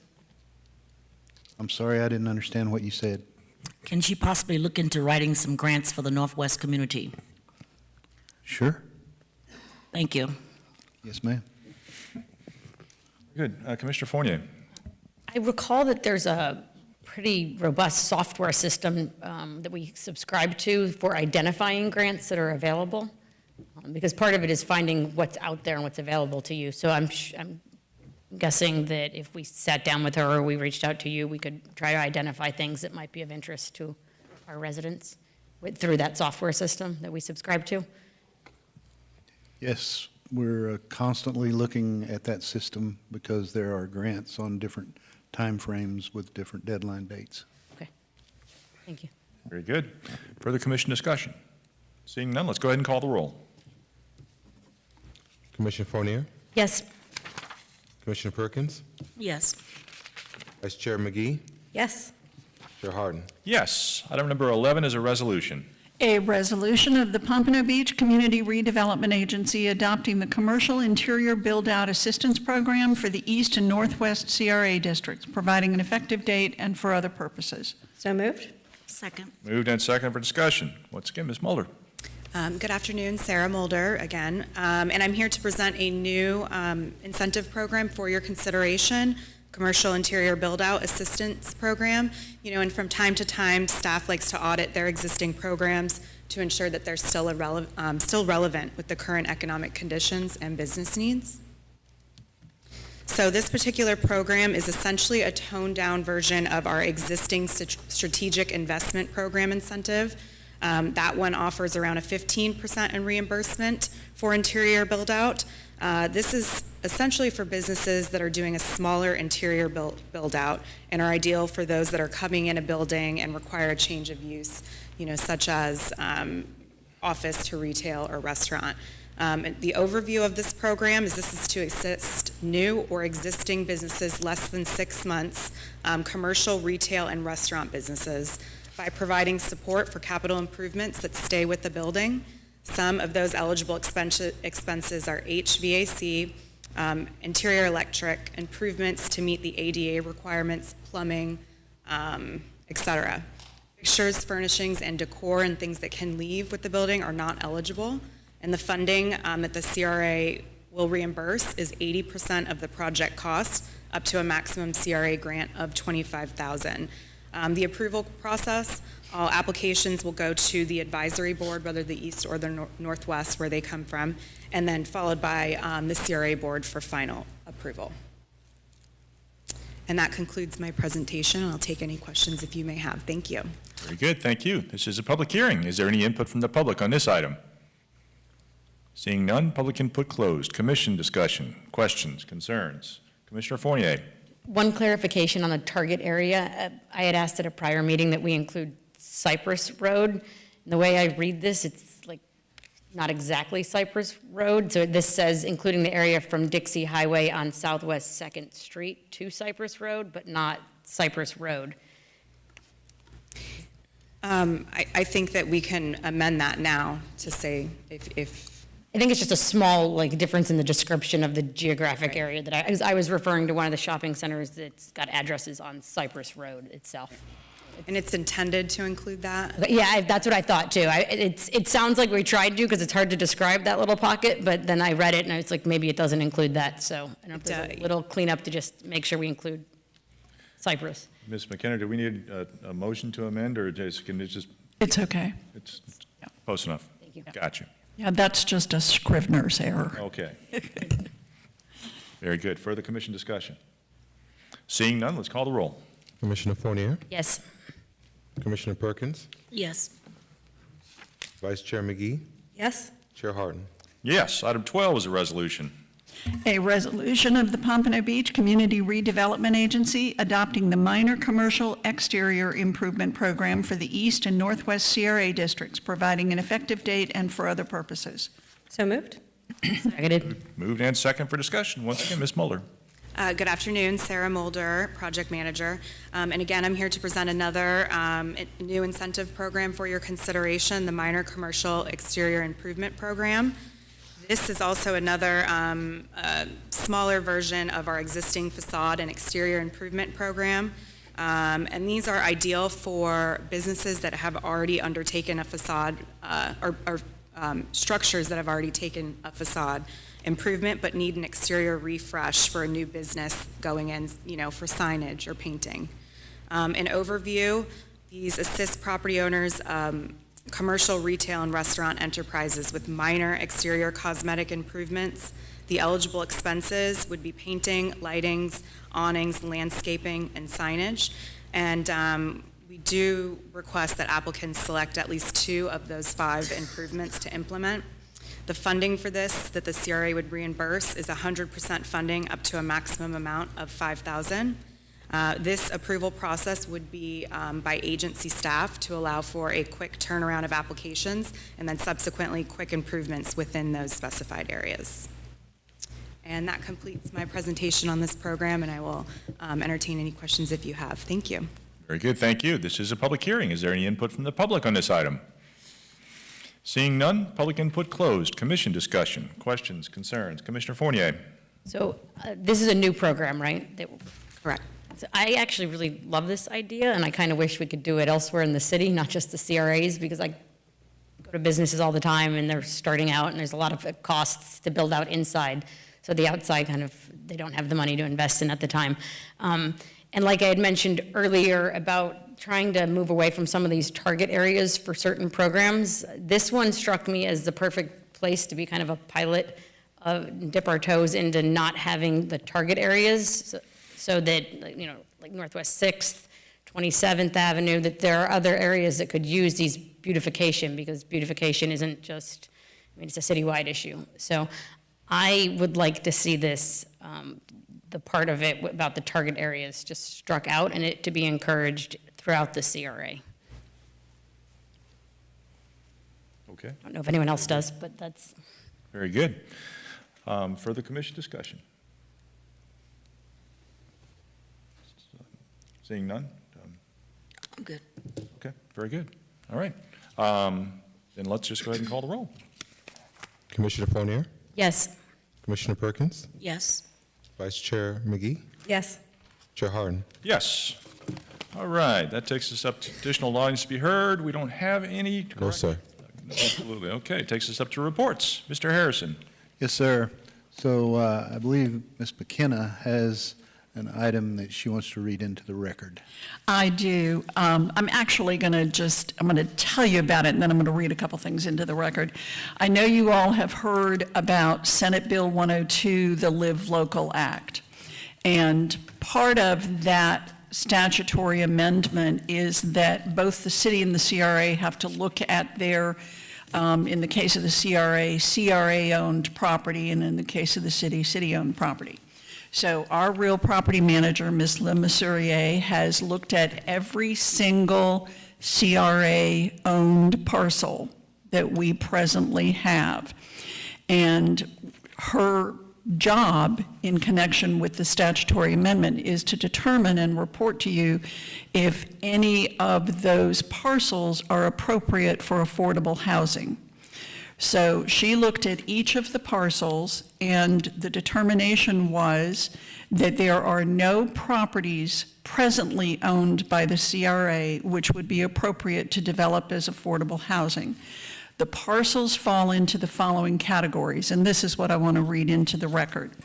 The property has been included in an active competitive solicitation. The property is subject to a development agreement. The property is unbuildable due to lack of access to public right-of-way and utilities. Building permits for the development will not be issued in that instance. The property has specific designated future use. The property is subject to section 155.4202A1 and further letters requiring the following: all new residential and mixed-use development projects with a residential component along Dixie Highway between city limits and North Powerline Road between Atlantic Boulevard and Northwest 15th Street must include a minimum of 50% non-income restricted units, or the property is located within an income-restricted housing buffer pursuant to the mixed income housing policy. So each of our CRA parcels have been accounted for, and so we do not presently have any surplus property that we could then place on an inventory of property appropriate for affordable housing. So we have satisfied our statutory obligation, and I just wanted to be sure that our record was clear relating to that. And while I have the microphone, I will just share with you, I promised before the end of the meeting that I would tell you what would happen if we didn't adopt the budget. I was correct that as of September 30, there could be no more expenditures out of the CRA trust fund. It's exactly like the city. Your finance director would not be allowed to spend any money at all. So we would shut down effectively. Just out of curiosity, on that topic, which I hope to God that never happens, of course, but if that were to happen, how would this body hold a meeting? You could hold a meeting, but you wouldn't have any staff. That's my point. How would you solve the problem of not passing a budget if we can't hold a meeting because we can't pay staff and yourself? You have to pass your budget. Well, no, I understand. Yeah. I mean, you can imagine the parade of horribles that would follow if you didn't. Oh, I do, and that's why I vote to support a budget. But it's exactly. It just illustrates, how significant that portion of your duty is to adopt a budget by the end of your fiscal year. So I'm sure there would be a way to hold a meeting to reinstate the budget, but as a practical matter, I don't think you ever want to go off that cliff. I agree. Thank you. Very good. Mr. Harrison, this is your report. You're through. Okay, well, that moves us up to the CRA attorney. Ms. McKinney, anything further? I don't have any more reports. Very good. Well, thank you for that. Our next meeting date will be October 17th, 2023. October 17th, 2023. That moves us up to CRA Board. Commissioner Fournier. I just quickly wanted to say the FPI security reports it is really sad when you flip through that. There are a tremendous amount of people sleeping in front of public spaces and businesses, both in the East and Northwest CRA. So we have more work to do. Thank you. Very good. Thank you. Commissioner Perkins. Thank you, Mayor. Saturday, I had the opportunity to attend a celebration for the passing of a gentleman by the name of Jonathan Edwards. He was born and raised here in Pompano, and he works for Public Works. I think he's been with the city for about maybe 8 or 9 years. And I attended his celebration on Saturday. I've never been to a funeral with so many people. But the reason I'm saying that is because he was so very well known and popular in the community, and his place to hang out after work, after leaving the city of Pompano Beach, was Hunter's Manor. And I'd like for staff to look into seeing if we can name the pavilion at Hunter's Manor in memory of him.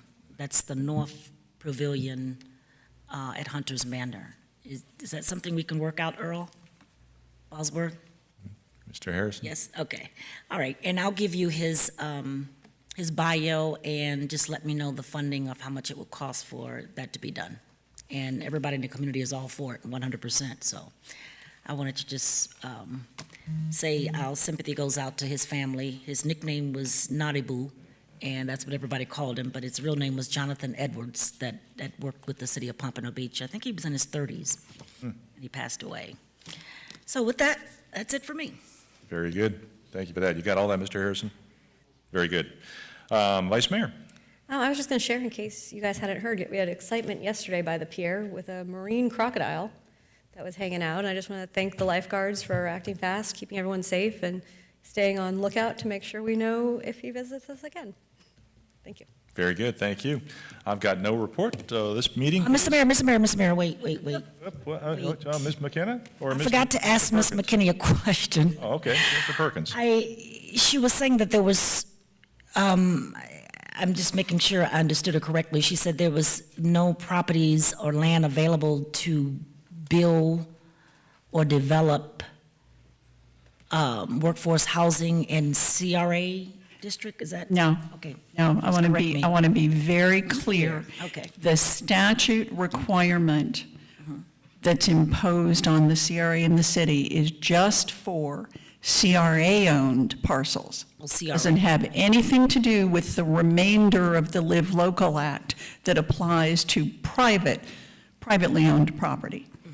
But for CRA-owned property, what I was saying is Ms. Lemasurier looked at every single parcel that we own, that the CRA owns, to determine whether or not we could put it on a surplus list and say, affordable housing folks, if you have an interest, you can come and build here. We didn't have any of those parcels. We've already committed for our CRA-owned property. They fell into one of the categories that I read into the record. So Okay. we don't have anything right now that we could surplus and say, it's appropriate. Okay, but my question is, why is this coming up now? I was just, Because the legislature said we have to. They just amended the statute and said, here's one of the tools we're going to use to address affordable housing, and they want cities and CRAs to take a look at their properties, see if they also can participate, if they have surplus property. Some will, some won't. I don't think the city has any parcels either. I think they've examined the city parcels. So, you know, we've done what we're required to do as it relates to the statute, but there's certainly property that's available for affordable housing. so what about the property behind, I think that's on 4th, behind the Ally Building? I think that's owned by the CRA, and I think about maybe 2 years ago, we passed, I'm trying to think who submitted for that. Oh, the gentleman that was here, the Crockett Foundation, I think it was, applied for that to be built, some apartments to be built there that were supposed to be, I think it was workforce housing.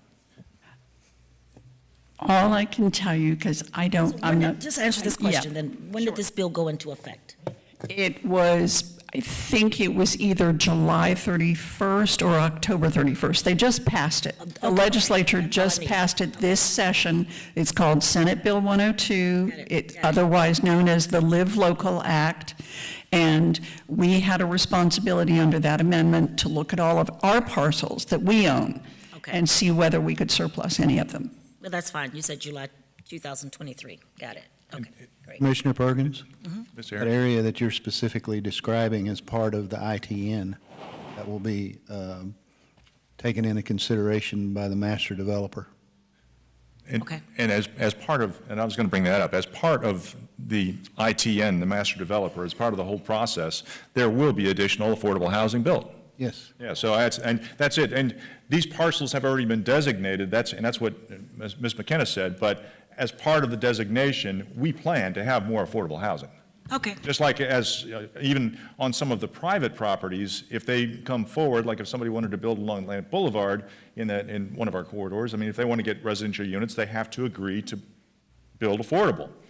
So it's not that we're not going to have any more affordable housing. It's just that, yeah, per this particular bill, we had to go through and identify all of our parcels. And some of the parcels have already been identified that, yep, that's going to be part of our downtown, and yep, we're already going to have 15% affordable housing on that parcel, or whatever it is. So yeah, it's still part of the plan to have affordable housing. Okay. All right, thank you. Very good. Anything further? That's it. Okay, now I'm going to adjourn.